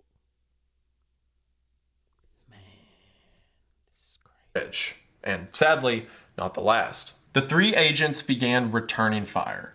And in the course of this, someone shot the retreating Samuel Weaver in the back. And with that, 14-year-old Samuel Weaver fell dead at the Y, 500 yards away from his home. Now, I'm not entirely sure what the distance of this engagement was. The way it's described, this makes it look like they're 10 feet from each other. Realistically, I think they were more like maybe 50 yards from each other, something like that. Definitely, close enough for gunfighting distance, but far enough that the 2 surviving agents have a chance to hunker down and not immediately be in fear of being shot. This is further supported because Harris only fires a couple more rounds before he checks Sam's body, sees that Sam is dead, and books it back towards the cabin. If you'll remember, I mentioned earlier, pretty much every member of the Weaver family took a gun with them when they left the home. God, one of the reasons... could you imagine? Running up the hill, he heard a gunshot. He's hearing multiple gunshots and not knowing if one of them shits took his son out, man, and it did. Like, right now, he don't know his son is dead. Oh, my God, that's crazy. Pretty much every member of the Weaver family took a gun with them when they left the home. One of the reasons they did this, other than animals, is they had a code between them that if anyone was ever lost, they can fire a gun in the air and other people will know to come that direction. When Randy had ran into the federal agents down here, he ran back towards the cabin and began yelling, "Ambush." After Randy heard the gunshots at the Y, he began firing his shotgun into the air in order to signal back to Harris and Sam where to run in case they get turned around. So eventually, both Harris and Randy make their way back to the cabin. And as soon as they get there, Harris releases the news that Sam's been killed. The reaction by the family is as can be expected. Vicki screaming, crying, Randy desolate, the girls not knowing what to do. Even hearing some of them talk about it to this day, it's still overwhelming to them that their brother died in such a horrific manner. Regardless of how you feel about Weaver or the feds or anyone involved in this story, I think we can all agree that the real tragedy of it all falls on the kids. This all occurred around 10:30 a.m. Shortly after this, it seems that all 6 or 5 now remaining men of the Marshals team link up. 2 of them head to a local neighbor's house and call not only the Marshals department, but the local police. Man, I'm sorry, y'all, but man, he was 14. My older brother, if I'm 9 when this is happening, my older brother is 15. 15. So it's like, wow, this, so you telling me while me and my older brother living our lives, kids the same age as us are in a standoff with the feds and one dies, gets shot in the back? He was my brother's age. I don't know, man. It's just different. I don't know. It's just different. I guess it's just different when the fact that I can remember these years. Remaining men of the Marshals team link up. 2 of them head to a local neighbor's house and call not only the Marshals department, but the local police in order to request assistance. Now, here's an important detail about everything involving the federal agents. They told the police, as well as eventually the FBI and their home office, that one of their agents had been killed, but never said anything about one of the Weavers being killed. As a matter of fact, they would go on to state several times in trials after this that they didn't know Sammy Weaver had been killed. Now that is possible, gunfights can be hectic, but until the events we're going to talk about later, that option was never even considered. The Marshals also did not mention the fact, again until later in trial, that they were chased by the dog, took up positions, and began fighting back. The narrative was instead that the Marshals were doing their recon and were attacked by the Weavers, resulting in the death of an agent. They also used language to imply that the gunfight was still going on and they were still being held down, which would imply there was a lot more people and a lot more manpower on the Weaver side than were actually at the cabin. Right. If you're being held down for over an hour, there are hundreds, if not thousands of rounds with shell casings expelled all over the ground and trees in the area torn to shreds. The details of what actually happened at the Y would come up later in the story, but we'll get to that. The call to 911 is made around 11:20 a.m.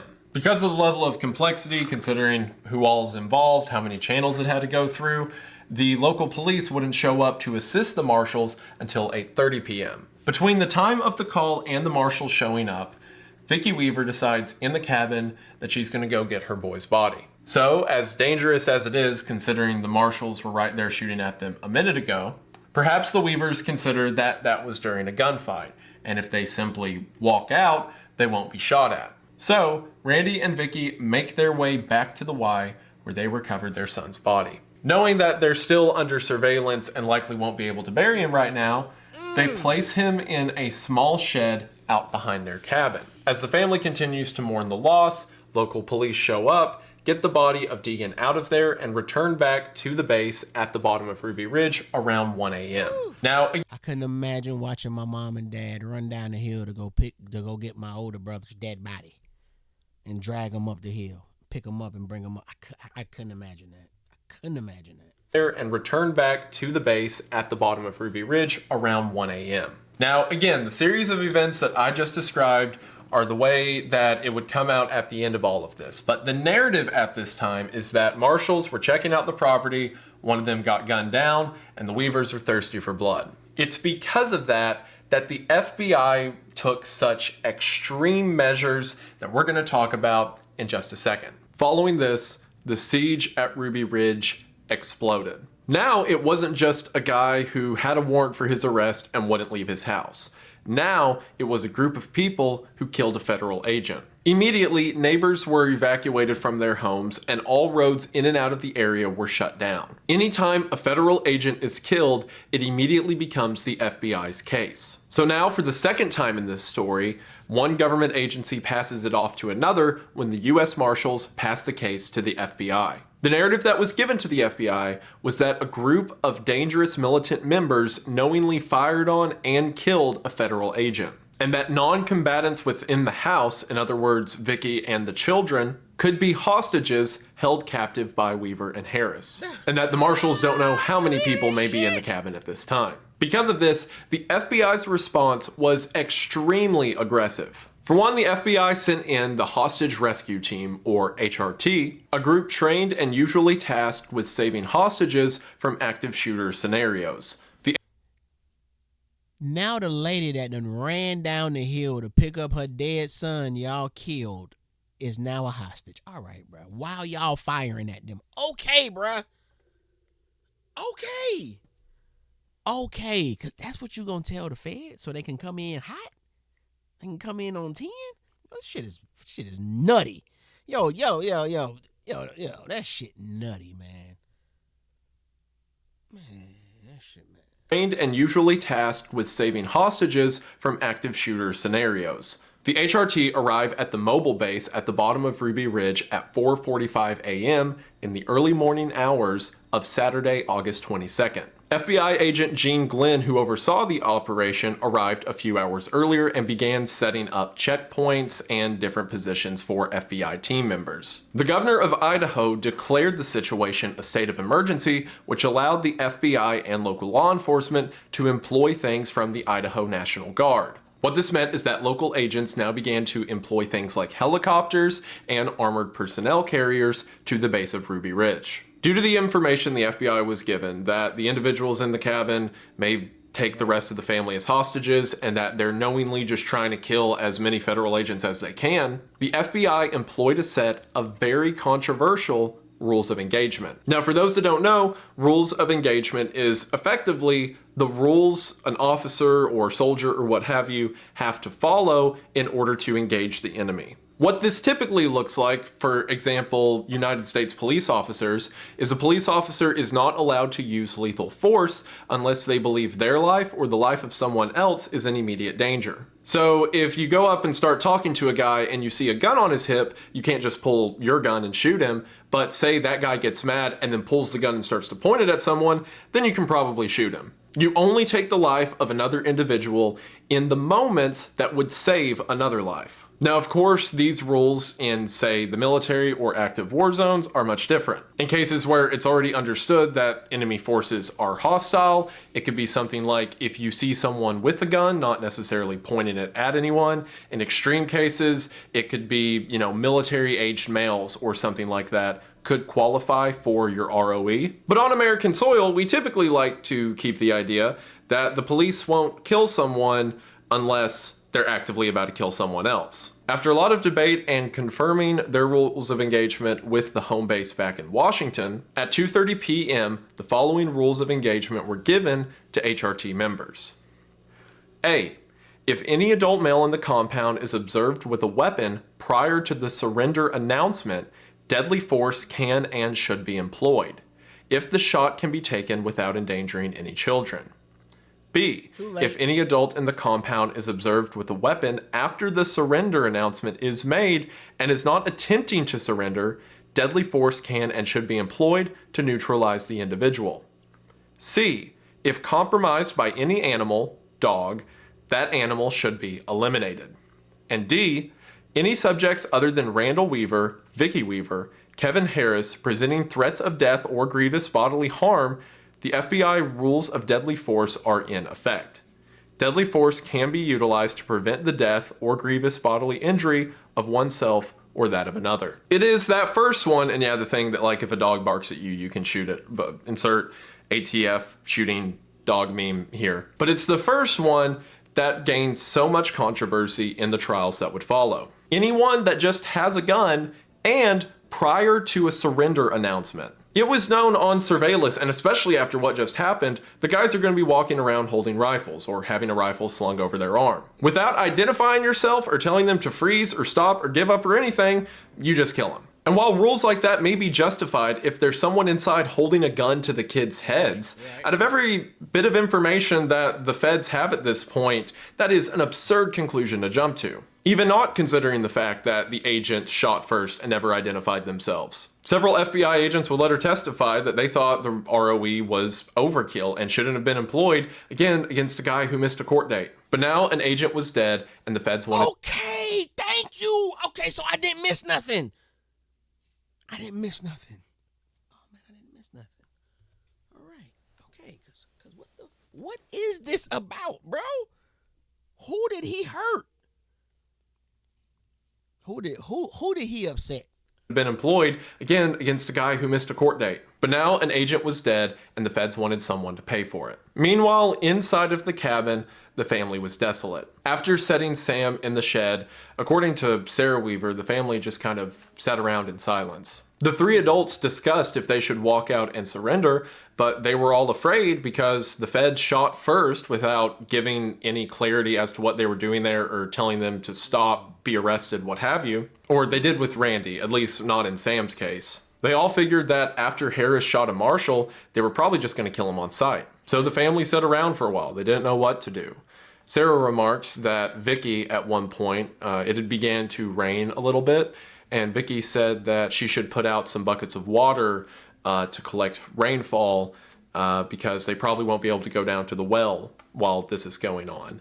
Kind of just in a state of shock, considering, you know, she just lost her boy. While this was happening, the HRT began to take up positions on the ridges around the cabin. One of the snipers who took position was an agent named Lon Horiuchi. After being in position for only a couple hours, Randy and Harris, with rifles slung over their arm, make their way out to the backyard. According to the Weavers, Randy had said that he wants to go check on Sam and make sure no animals or insects got to him over the night. Randy walks out to the shed, turns his back towards the ridge that he doesn't know Horiuchi is on, and as he is facing the cabin, he reaches up to unlatch the door. As soon as he does, a shot rings out. Horiuchi was aiming for Randy's spine, but given that he moved a bit at the last moment, the shot hit Randy in the shoulder. Randy collapsed, and Sarah, the oldest daughter, sprinted outside to help her dad. Sarah would later remark that she figured a sniper wouldn't shoot a young girl,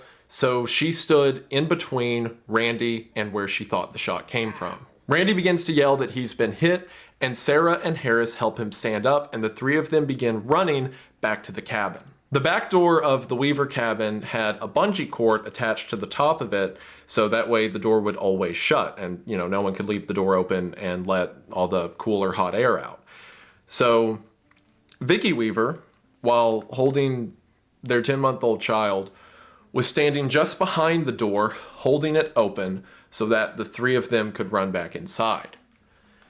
As this is happening, Lon Horiuchi rechambers another round and tries to get a shot on Harris, who is running at the back of the group. So the three of them are running in, and Horiuchi points his rifle a little bit in front of Harris to try to lead the shot. Horiuchi fires.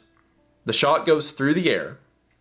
It hits Harris in the side. The bullet continues through Harris, goes through the window of the back door, and hits Vicki Weaver in the head. At 5:58 p.m., Vicki Weaver was killed instantly. According to Sarah, as soon as the three of them got inside, they all jumped for the ground, and it was at the same moment the shot rang out. So Vicki fell to the ground. My God. I knew something was coming. I thought she was going to get hit in the leg or hit. When he said that it hit Randy, I thought, okay, maybe it's not going to hit her. I just thought she was going to get hit in the arm or something. But when he took that I said, oh, he's about to say something that's... The bullet continues through Harris, goes through the window of the back door, and hits Vicki Weaver in the head. At 5:58 p.m., Vicki Weaver was killed instantly. According to Sarah, as soon as the three of them got inside, they all jumped for the ground, and it was at the same moment the shot rang out, so Vicki fell to the ground as well. And then the three others began to stand up and assess themselves, except for Vicki. Randy, seeing Vicki lying on the ground, he hears the muffled cries of their baby, which was underneath Vicki. So Randy Weaver takes his wife's body and throws it off of their child so that the baby isn't smothered. Everyone within the house began screaming and crying, and Randy was trying to comfort the baby and rocking back and forth. And man, it is a nightmare scenario. I understand having an issue with the government, right? Or I understand having an issue with laws that you see as unjust. Randy Weaver expected violence to befall him. And while I think, at least at the beginning of this, he might have been in the state of mind that he was willing to die for it, to, not to go down fighting, so to speak. But I don't think he ever imagined that his family might pay the price. But nevertheless, they did. I cannot imagine what the following hours in that cabin were like. Your son is dead in the shed, and your wife's dead on the floor. And now it's just you, your buddy you brought into this, who's now bleeding out on the kitchen floor, and your three daughters. And of course, absolutely, Randy should have no reason to expect him not showing up to court would mean the feds show up and kill his family. But in his writings and the stories Weaver would tell, he would mention how he felt a guilt, a responsibility in all of this. For everyone involved, especially the daughters who, were caught up in the middle of all this, I can't imagine what that horror felt like. A couple of points I want to mention here. For one, I got a technical error wrong with what I just said. I got the order that the bullet went through Harris and Vicki wrong. So in reality, the door was kind of bladed at like an odd angle from where Horiuchi was. So when Horiuchi fired, Vicki was actually hit first, and then it went through the door, and then it hit Harris. That explains two things. For one, it explains why Harris's wounds would be much, much worse off than Randy's, because Randy's shot went straight through him and he was pretty okay, but Harris's bullet stayed inside of him, and that's what caused the wound to become so grotesque as the story goes along. The other thing that does is provide further evidence to the idea that Horiuchi had to know that he hit Vicki, because she would have been the first thing he saw through the scope. The other thing I want to mention, just to put everything into perspective, is how now 2 people are dead with a guy who at the beginning of all of this wanted to negotiate. If you'll remember, all the way back when he missed his first court appearance, Randy sent down a list of negotiations that he wanted to make with the local law enforcement. Right. And in testimonies that would come after this, right before Randy set out of the cabin and the whole scenario happened where Vicki got shot, he yelled out the door if anyone wanted to talk. 2 people have been killed before a word was said. Now, after Horiuchi took the shot, he said that the first one was a hit. He saw Randy fall down, hold his shoulder and everything. But he said the second shot was a miss. According to Horiuchi, he fired the shot, didn't see anyone get hit, and they fell back into the cabin, and the standoff continued. Now, to this day, the official report is that Horiuchi did not know that Vicki Weaver had been killed. And again, they didn't even know that Sam Weaver had been killed. So at this point, the feds think that all members of the family are still alive. Now, there is some controversy around Horiuchi's statement. Some people have theorized that perhaps Horiuchi did know and either didn't want to report it or simply didn't care. That night, when he went to a local hotel to get some rest, he drew a picture of what the shot looked like on a piece of paper, and he draws a person there that supposedly the shot made contact with. Is this Harris that he's drawing the stick figure of? Is this Vicki? We don't know, but speculate how you will. Horiuchi's second shot would be one of the most criticized events of the entire Ruby Ridge incident. The Department of Justice found that while the first shot followed the rules of engagement, as absurd as they were, The second shot was completely unconstitutional because it was against a group of people who posed no immediate threat to you. They were running back for cover and running away from you, and yet he still took the shot. Horiuchi himself would get into legal trouble following the Ruby Ridge incident, but we'll talk about that when we get to it. After Horiuchi finds his shots, the FBI says, oh yeah, we're supposed to ask them to come out. Just keep in mind, up until this point, no one has said a word. There's no come out, Weaver, you're wanted for arrest, come out with your hands up. There's no ask to surrender, none of it. They just have killed 2 people and that's it. So at 6:30 p.m., they roll an APC up to like 30 feet out front of Weaver's house. And then through a megaphone, which they will not face towards the house because they're afraid of getting shot. So they're standing in the back of the APC, just like pointing it at the ground.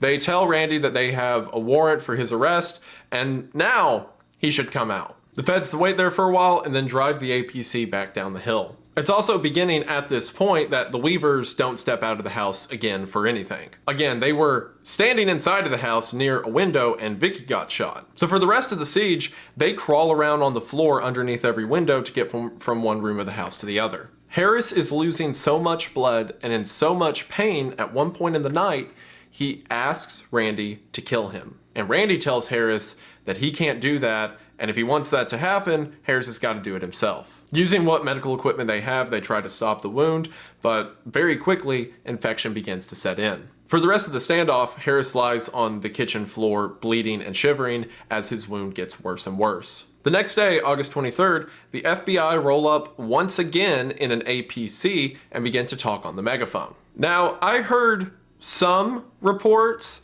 say that the line I'm about to mention took place on August 23rd, but others like the DOJ say it was August 24th, so it was probably the 24th. But at some point during the whole, tank rolling up the hill and then a negotiator like talking over a megaphone, one of them makes a comment to Vicki. So Randy and the family assumed that the FBI knew that Vicki had been killed, right? Because you're looking through a scope and you can see the doorway and you fire and get a perfect headshot. So surely whoever took the shot knows that he shot a woman inside of the house. And again, as we talked about, maybe he did and didn't say anything, but as far as the FBI team down at the base of the mountain goes, they had no clue. So again, on the morning of the 23rd or the 24th, whoever's talking on the megaphone, trying to start conversation, says, "Hey, what did Vicki have for breakfast this morning? Anything good?" Now, again, to the FBI, this is them trying to, start a dialogue. To the Weavers, this was the most evil thing anyone could do ever. Because, again, the Weavers assume that the FBI knows Vicki's dead. So imagine someone shows up, shoots your wife in the face, and then gets on a speaker and goes, "Hey, what'd she have for breakfast this morning, huh? Would it be, I don't know, a bullet?" So to put yourself in like Randy's point of view and the rest of the family I'm already there. during this. Hey. We're already there. You don't have, but I'm going to let you do it. I'm going to let you put me there, but I'm already there. Yes. Meet me there. You've spent a long time waiting for the government to show up, and then they show up and without announcing themselves, kill your son and your wife, and then they roll up in a tank and start making fun of your dead wife. And if that wasn't bad enough, what followed is simultaneously the dumbest and the funniest thing of the entire siege. So whoever's talking in the megaphone, which is really hard to hear, by the way, because like the family later said that everything was like echoey and it was hard to make out, words or whatever. Whoever's talking in the megaphone says that now, after 3 people are dead, they want to negotiate. And because, Randy doesn't have a telephone line or anything like that, they decide to send him one. So they get a little robot that's got like these dozer tracks on it and has a phone line attached to the top of it. So this little robot rolls out and like makes its way up to the front door of the Weaver's house. Randy takes one look at it and notices it has a shotgun pointed directly at the phone. The robot was setting right in front, right up against and right in front of the door. The robot had a claw, and it had a 12-gauge shotgun that was pointed right in the door. But once again, as far as I know, that was an oversight. I cannot make this up. All the shooting goes down, and the FBI decides that they're going to try to talk to him, and they do it with a robot holding a gun at the thing he's supposed to put his face up to. The FBI would later say that this was an oversight. I don't believe him. I absolutely don't believe him. Who rigs up the phone robot and has it ready to go and then turns to his buddy and is like, "You took the shotgun off of that, right?" And the other guy's like, "Nah, it'll be fine." What is this guy, paranoid? It's like, you know that meme of like the mousetraps in the 1800s that's just a piece of cheese with a pistol aimed at it? That's literally what they tried to get Randy with. And keep in mind, this guy thinks that the FBI... What's up, son? What's up? Yep, I don't know, bro. I got about 30 minutes left. About 30. Really about an hour. Just wants to kill him. They don't want to negotiate. They don't want him to get arrested. They just want him to step on the porch so a sniper can kill him, right? And then they're like, "Oh no, talk to our friendly robot." And the robot has a gun. So needless to say, negotiations just don't happen. Throughout the day, the APCs begin to move to different positions around the Weaver's house. And again, the Weavers are afraid to like peek over the window to see what's going on for fear of being shot. So they just laid in the floor and listened to like tanks drive around their house all day. And at 8 p.m. on August the 23rd, they start to clear out little buildings like, a chicken coop and sheds and stuff like that around the actual cabin itself. And at 8 p.m., they go to the shed that Sam's body is lying in, and they open the shed and see a dead child and go, "Oh," because again, they just assumed everyone was alive and that no one had been killed, despite two different gunmen absolutely should at least have known that someone was killed. And it is at this point that things start to change. An analysis is done on Sam's body, and it's seen that the shot that killed him was in the back. And that makes the FBI, specifically people like the leader of the operation, Gene Glenn, start to ask some questions. Because again, the narrative that the FBI is working off of was that the marshals stood up, identified themselves, and then Harris took a shot. And even if that were the case, what was the scenario of events that led to a 14-year-old boy being shot in the back? So on August the 24th, Gene begins to send agents to the Y to investigate what they find. Because again, the narrative provided to the FBI by the marshals was that it was a massive gunfight, they were being held down, a bunch of shots fired, but then when agents get to the Y, there's like a dozen, maybe a couple dozen casings at most. So the FBI start to ask questions of the United States Marshals. This is where a lot of the original testimonies that were later brought up in court came from. Now, at the same time this is happening, another thing that's been going on since the first day of the siege is a bunch of local people have been showing up at the base of Ruby Ridge to protest the FBI's involvement. Initially, it was a bunch of people standing around the FBI saying stuff like, "If you do anything, there will be witnesses, we'll attest to what you do." And once it was found out that Sam had been killed, it basically turned into the FBI holding off a mob. The FBI starts to put the pieces together and say that maybe we got a lot of this wrong. And the first change comes on August the 26th when the FBI finally gets rid of the rules of engagement and moves it to the normal rules of engagement that you shoot someone if they're in immediate danger to someone else's life. It was also around this time that the situation at the roadblock was getting more and more hectic. Not only were hundreds of people there to protest, but remember how I said Randy had connections to Aryan nations? Well, Aryan Nation members started to show up because in the news, the narrative was that Randy Weaver and his entire family were white supremacists. And as discussed earlier, that's at least kind of true for Randy himself.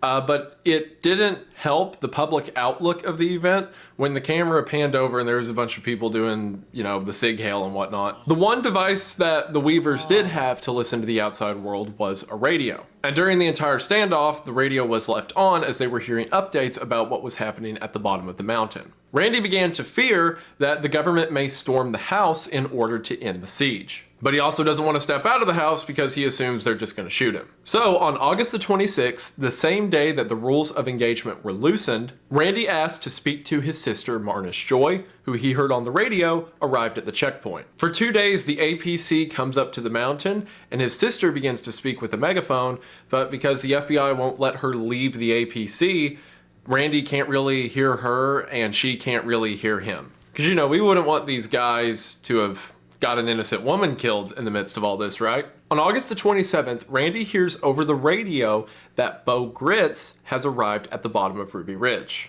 That name probably doesn't mean a lot to most of you. I'm about to say, which one Bo Gritz? Is it the one that looked like Lincoln, or is it the husky fella? But it looked like Lincoln.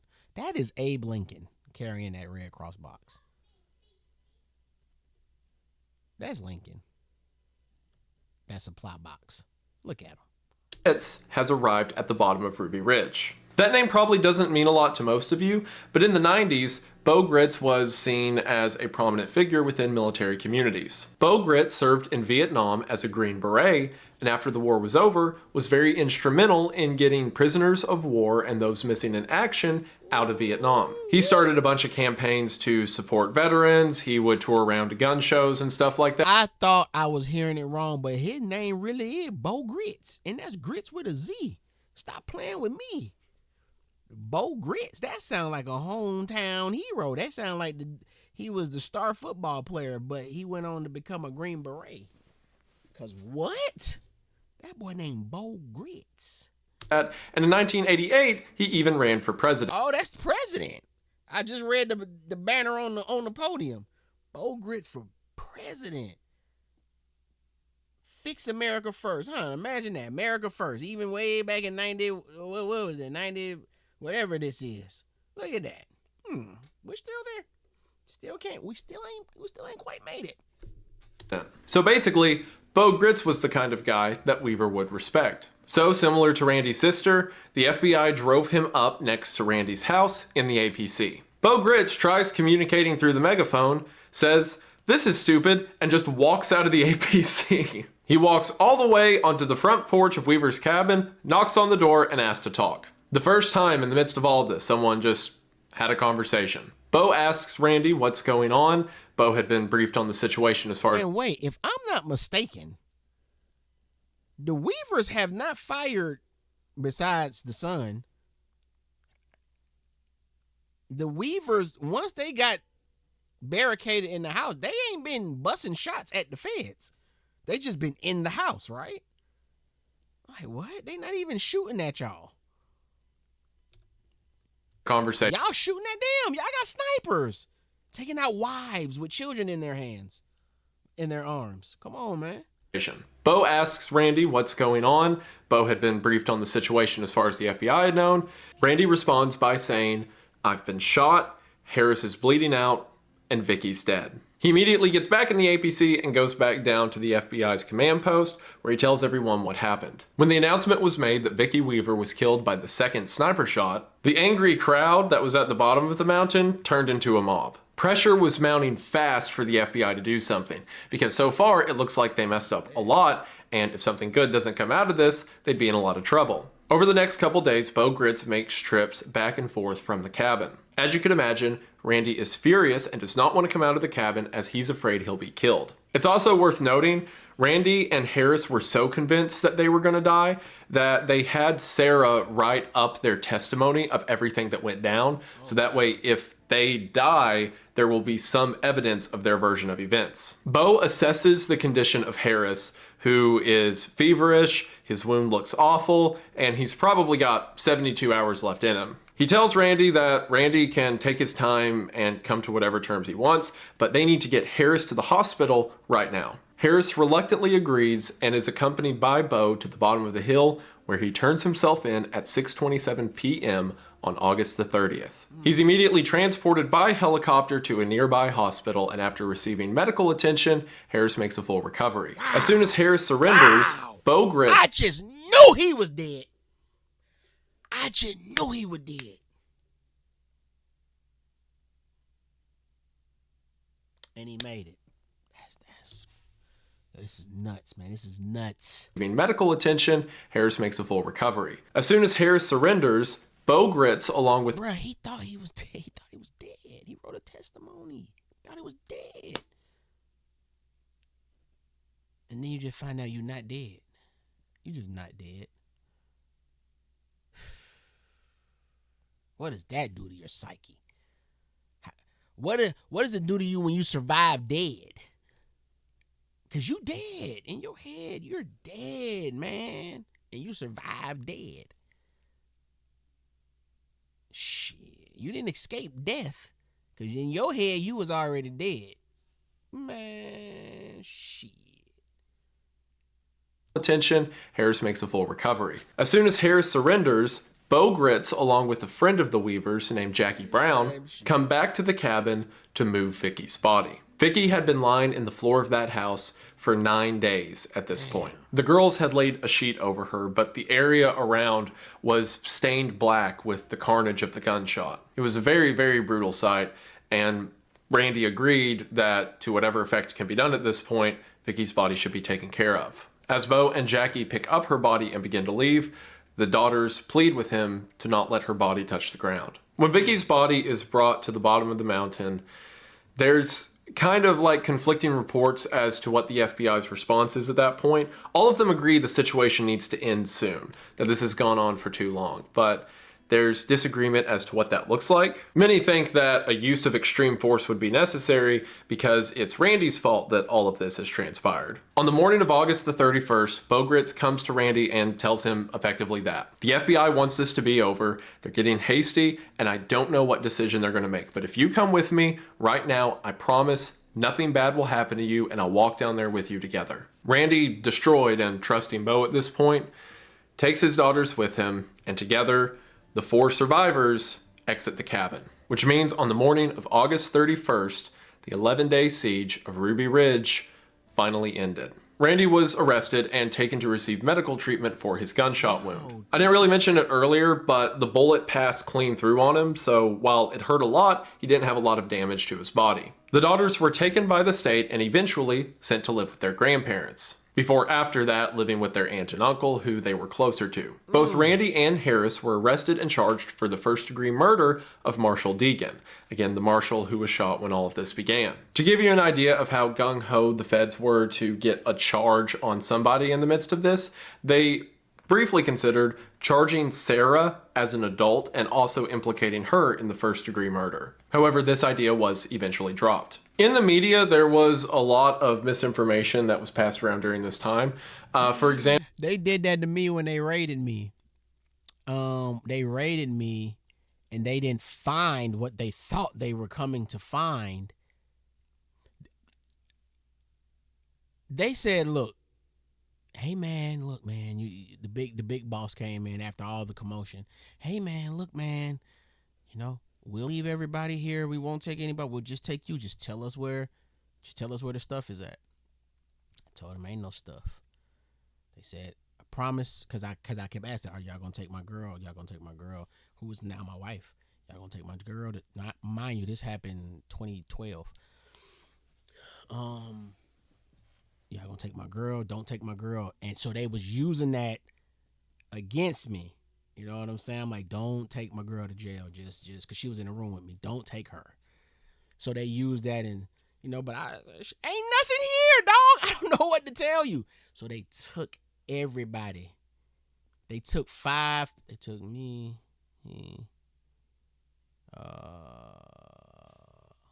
Jose. It was 5 of us, Sean. It was 5 of us they took.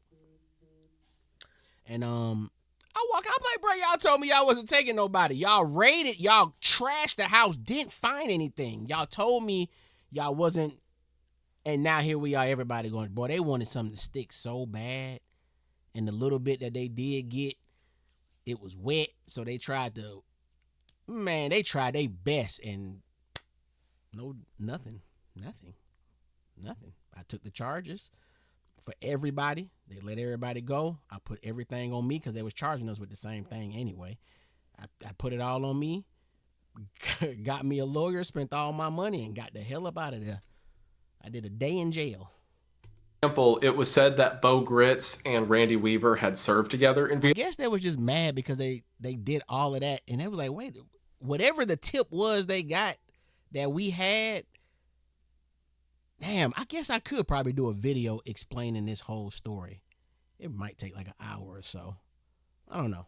I'll think about it. But anyways, it's like they were upset, like, damn, we ain't get shit. Somebody got to go. So everybody going. Everybody goes to jail. And they hit me with a damn,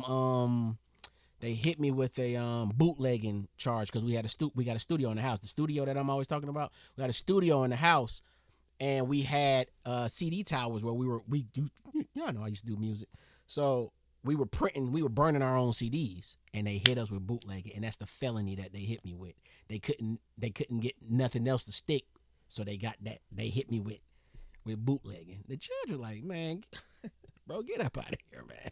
Vietnam, and that's why Randy went out with Bo, but that's not true. As mentioned earlier, Randy was never in the Green Berets. Actually, come to think of it, that's served this time for also implicating her in the first-degree murder. However, this idea was eventually dropped. In the media, there was a lot of misinformation that was passed around during this time.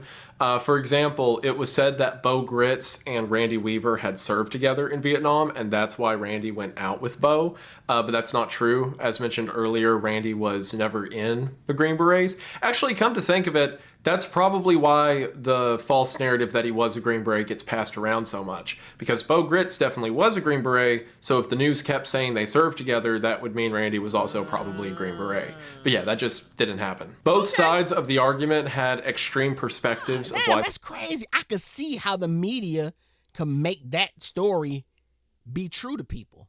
Damn, that's crazy, because in the beginning of the video, I'm like, who would come up with that? But now when you bring Bo Gritz in, my boy named Bo Gritz. When you bring Gritz in, and Gritz is being a Green Beret, and then the media starts reporting that they serve together, they already know how we operate as the public. They know how we receive the news. They know the verbiage to use to get us to believe what the narrative they want us to believe, and that make all the sense in the world. Even though that may not have been a narrative they wanted us to believe, that he was a Green Beret, but they kept mentioning that Bo was, and they served, so maybe it was. Damn. This situation began. Sides that were pro-government said that Randy had effectively lured the feds into a trap to try to kill them, while the other side said that the feds planned to assault Randy's cabin that day and kill him and the rest of his family members, which again also didn't happen. And it was a lot of he said, she said leading up to the trial. Defense attorney Jerry Spence took the case. Jerry Spence was known for being a very charismatic kind of showmanship of a lawyer. So when the trial rolled around, Spence had a very unique approach. During the entirety of the trial, Spence did not call forward a single witness. Instead, he just cross-examined everything that the FBI or the Marshals or the ATF had done, and that was enough information to win over the jury. During the cross-examination of the ATF, Jerry points out that the ATF informant asked Randy if he could get the agent the short-barreled shotguns, which is entrapment. You can't, as a cop, make someone or ask someone to do a crime and then arrest them for said crime. So he gets that thrown out. On the matter of first-degree murder, he goes over all the details I talked about earlier about what went down at the Y. And it's clear, comparing evidence to testimony, that the agent side of the story doesn't make a lot of sense. Not only were there holes in their narrative, like one agent said the shot started at this moment and another one said the shots actually started at this moment, but they had changed their account so many times that it was easy to poke holes in. He eventually ruled that every action that Randy Weaver, as well as Harris and the rest of the Weaver family took, was reasonable for someone who was randomly attacked by extreme force with no chance to surrender. The trial began on April the 13th of 1993. Randy had been charged with 10 different charges, from the first-degree murder and the short-barreled shotguns I already mentioned, to things like conspiracy. Is that a mosquito? To things like conspiracy and resisting arrest and blah, blah, blah. When the trial... It made me scratch my knee, like, damn, my knee itching now. Oh, it's contagious, ain't it? That shit real, just like a yawn. What if I say mosquito, all of a sudden my temple itch, fucking armpit itch. Damn, why you do that, bro? Chill out. Mosquito. To things like conspiracy and resisting arrest and blah, blah, blah. When the trial ended in June of 1993, Randy had been acquitted for every single charge except the original failure to appear in court. For that charge, Randy was sentenced. I know you lying. Ain't no way this man's son and wife died just for him to end up back in court for only his original, it's not a crime, I ain't even gonna call it a crime, his original court date. Ain't no way that all of this happened because of his original court date that he didn't know about because because of a clerical error. I know that P.O. Why hasn't there been any news of her being what? Never mind, man. I'm out of here. Except the original failure to appear in court. For that charge, Randy was sentenced to 18 months in jail and a $10,000 fine. However, he was credited with time served since he had been in jail for over a year already awaiting trial. And Randy Weaver was released in December of 1993. In the meantime, Harris's shot against Marshall Deegan was ruled as justified and he was let go with full acquittal. 5 years later, when a new local prosecutor came to Boundary County, he tried to prosecute Harris over this shooting again.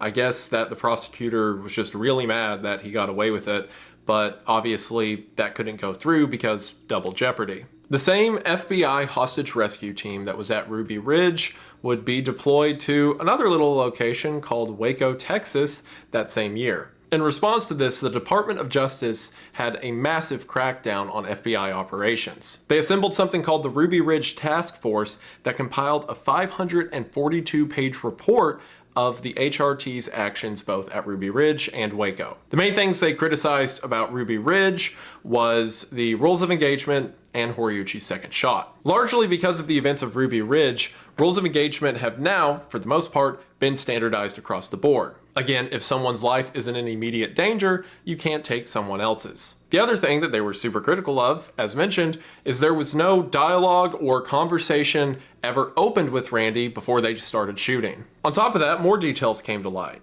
Like, after the first time the marshals were told by Randy to leave the property, the marshals were then told by their home office to not try to talk to him again and instead just go through his legal team. You know, the legal team Randy hates and doesn't trust and also doesn't talk to. In 1997, it came out that the chief of the Violent Crimes Division of the FBI had purposefully hidden a report that was critical of the agents at Ruby Ridge, meaning that internally, as the event was going on, the FBI was trying to hide as much evidence as they can. This was noted by both the judge and defense attorney during Randy's trial. As information they tried to get, which was evidence concerning crime scene photos at the Y to reports of what was said between FBI agents to each other, were either missing or became doctored. Lon Horiuchi has an individual investigation concerning his second shot, to which the feds say they're not going to pursue a case. Later on, the state of Idaho would try to hold a trial for Horiuchi. The trial begins, and immediately the federal government says, since he's a federal agent,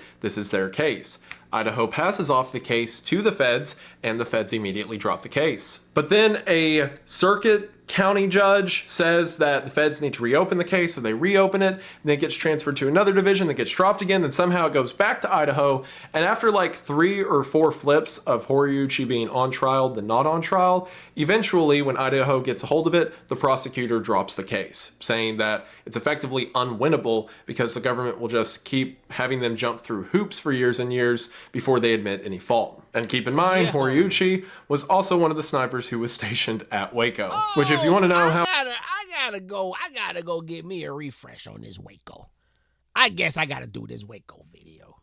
I feel about that whole shebang, link in the description. The only real punishment that came out of any of this was the HRT commander, Richard Rogers, was demoted temporarily, but then he continued to politic his way up the ranks, and again, he was also at Waco. In August of 1995, the Weaver family filed a civil lawsuit against the government for the wrongful death of Sam and Vicki Weaver. During the civil lawsuit, for the first time, Randy admitted some level of fault in what happened, saying that if he had behaved differently, this probably wouldn't have had to have happened. But, and I agree rightfully so, American citizens shouldn't have to worry about the government killing family members over a crime, much less a nonviolent crime. Right. The Weavers initially sued making sure we on the same. Okay, I'm with you. for $200 million, and the government, not wanting to make this a whole public publicity thing, what am I saying? Not wanting it to be a very public case,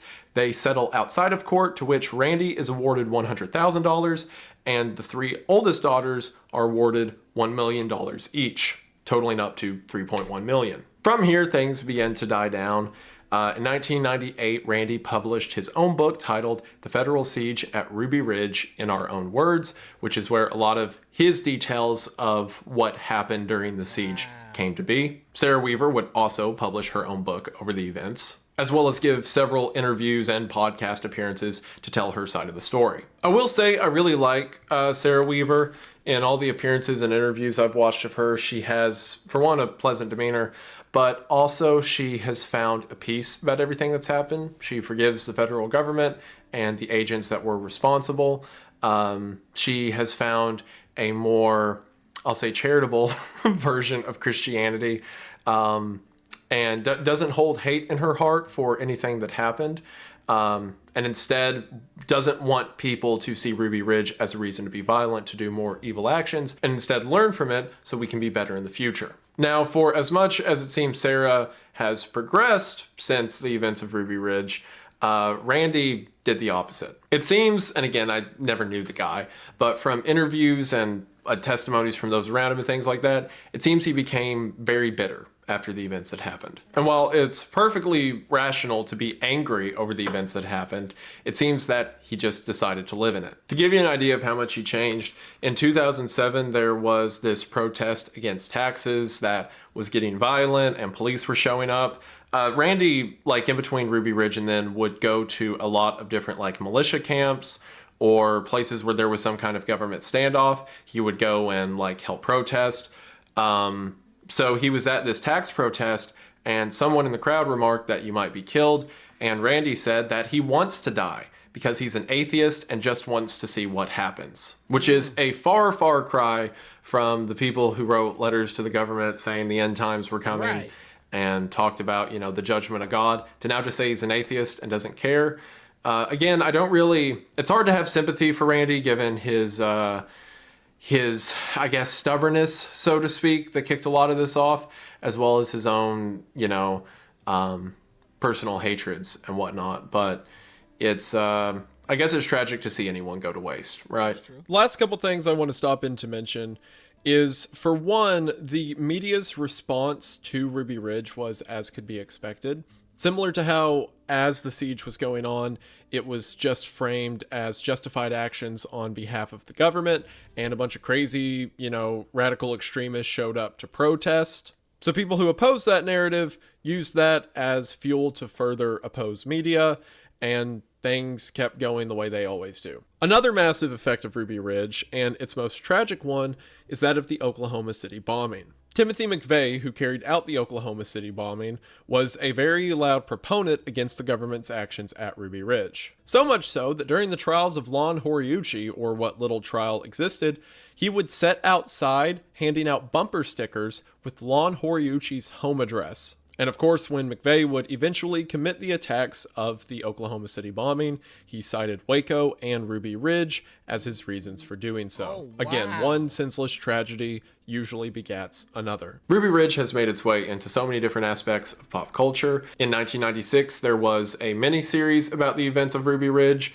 starring Jack Quaid and Kirsten Dunst. In 1999, Peter Rowan made a song called The Ballad of Ruby Ridge. And a lot of different stories, and especially stories involving government overreach, take inspiration from the events of the Ruby Ridge siege. As mentioned, a lot of books were written regarding the events. One of the more popular ones was by a reporter named Jess Walter. The book was titled Every Knee Shall Bow, which the title of that book was actually inspired by one of the signs seen at... I wonder why that's one of the bestseller. Wait, did he say the bestseller or one of? One of the more popular ones. Oh, one of the more popular ones. Okay.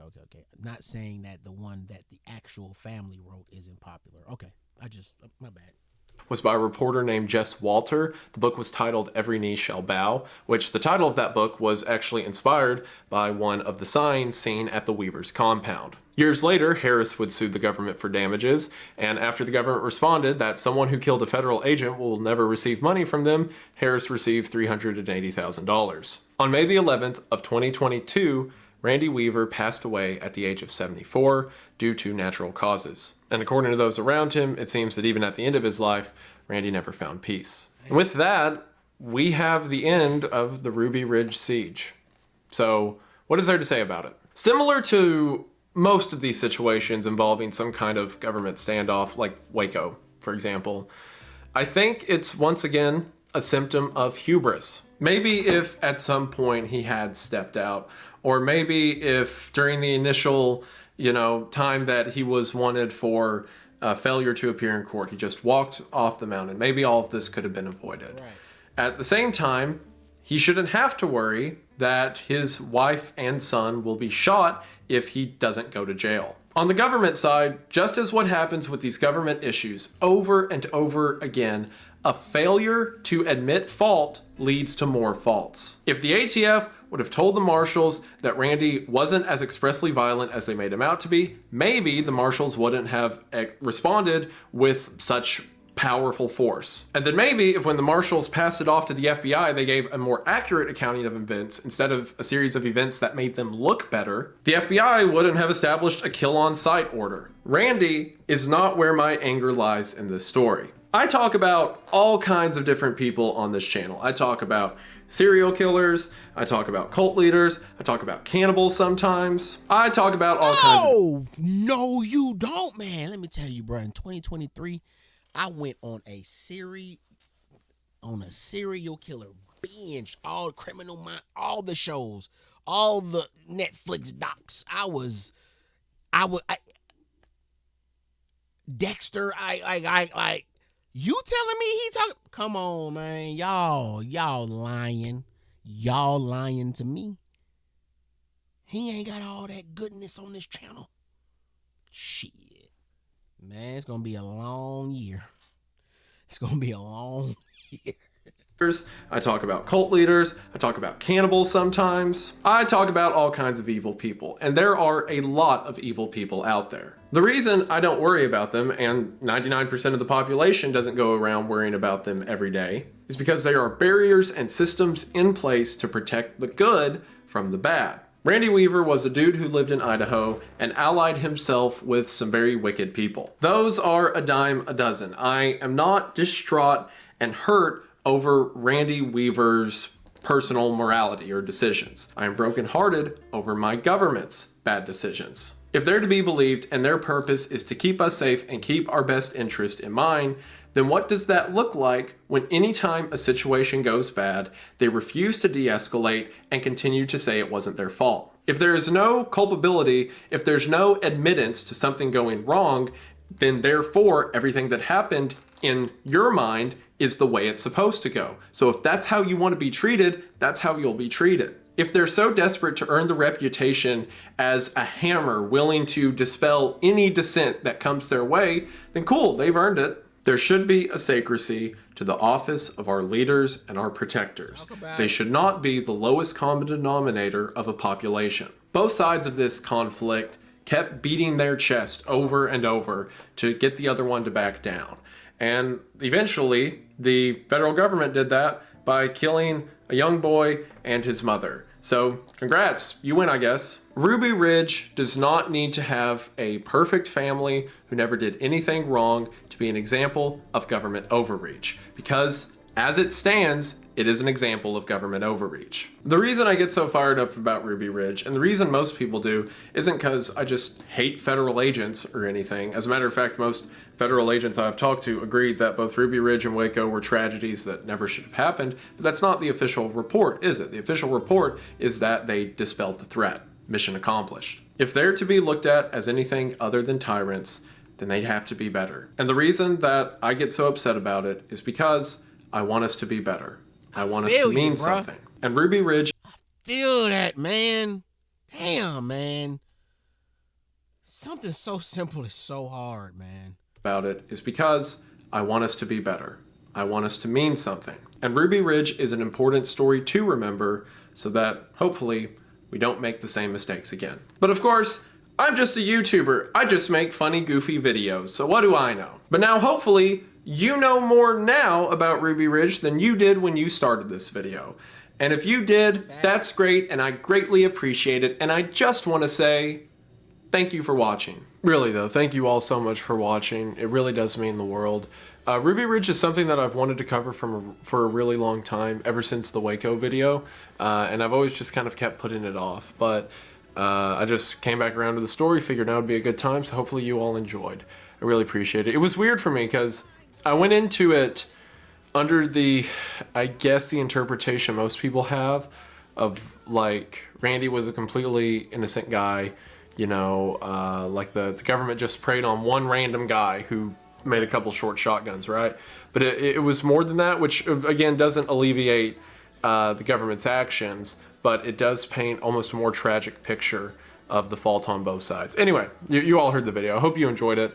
I do want to say, I apologize for the lack of uploads lately.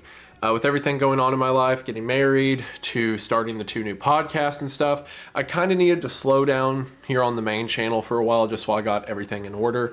But now that I have everything in order, I can definitively say that things are going great. I'm so excited to just full bore pick up the pace with the content again. I've got a lot of great ideas. Well, I say great ideas. In my head, they're great ideas. We'll see how they turn out. But hopefully you all enjoy. Thank you for sticking around, and thank you for bearing with me through the lack of uploads. Again, as always, thank you so much for the support that you all have shown on both Creepcasts and the Red Thread. It means the world. A special plug for the Red Thread, because recently we covered Waco on there. So there's more Waco content if you're interested in the sequel, I guess, to Ruby Ridge. I believe that should do it. Like I said, more content on the way. Check out the merch, as mentioned, and the beanie that's over there. Check it out in the description. Get it while you can. Available for a very limited amount of time, then it's gone forever. And I believe that should do it for now. If I can't think of anything else, no. Some links to some of the DOJ reports and stuff like that will be in the description if you're interested in further reading, but you probably knew that at this point. And I believe that should do it for now. But I just want to say, thank you for watching. I hope that you enjoyed, and I will see you in the next one. Bye! Hey, man. I'm rocking with my boy Wendigoon, man. Wendigoon, thank you. I didn't know anything about this. I'm trying to get my mom, what 93? I'm trying to get my mom to buy me Grant Hills. And when Grant Hills come out? Was that 93? No, that was 96. Olympic. I don't know. I can't remember what shoes. Was it Rod Woodson's or Diamond Turfs? Some shoes I was trying to get my mom to buy. And all of this is going on. Man, that's crazy. But Wendigoon, man, that was great, bro. I like it. I like the real world aspect you have. Like, bro, I'm about to be cutting scenes. I might have left some shit out. Let me correct myself real quick while I'm editing, because you're going to catch it while you're editing. You're like, damn, I forgot that. Let me go ahead and record it. I like the mosquito. Come on, man. We just partners. You just telling me a story. And I rock with that. Like, comment, share, subscribe. I've held y'all long enough. Catch y'all on the next one. Peace.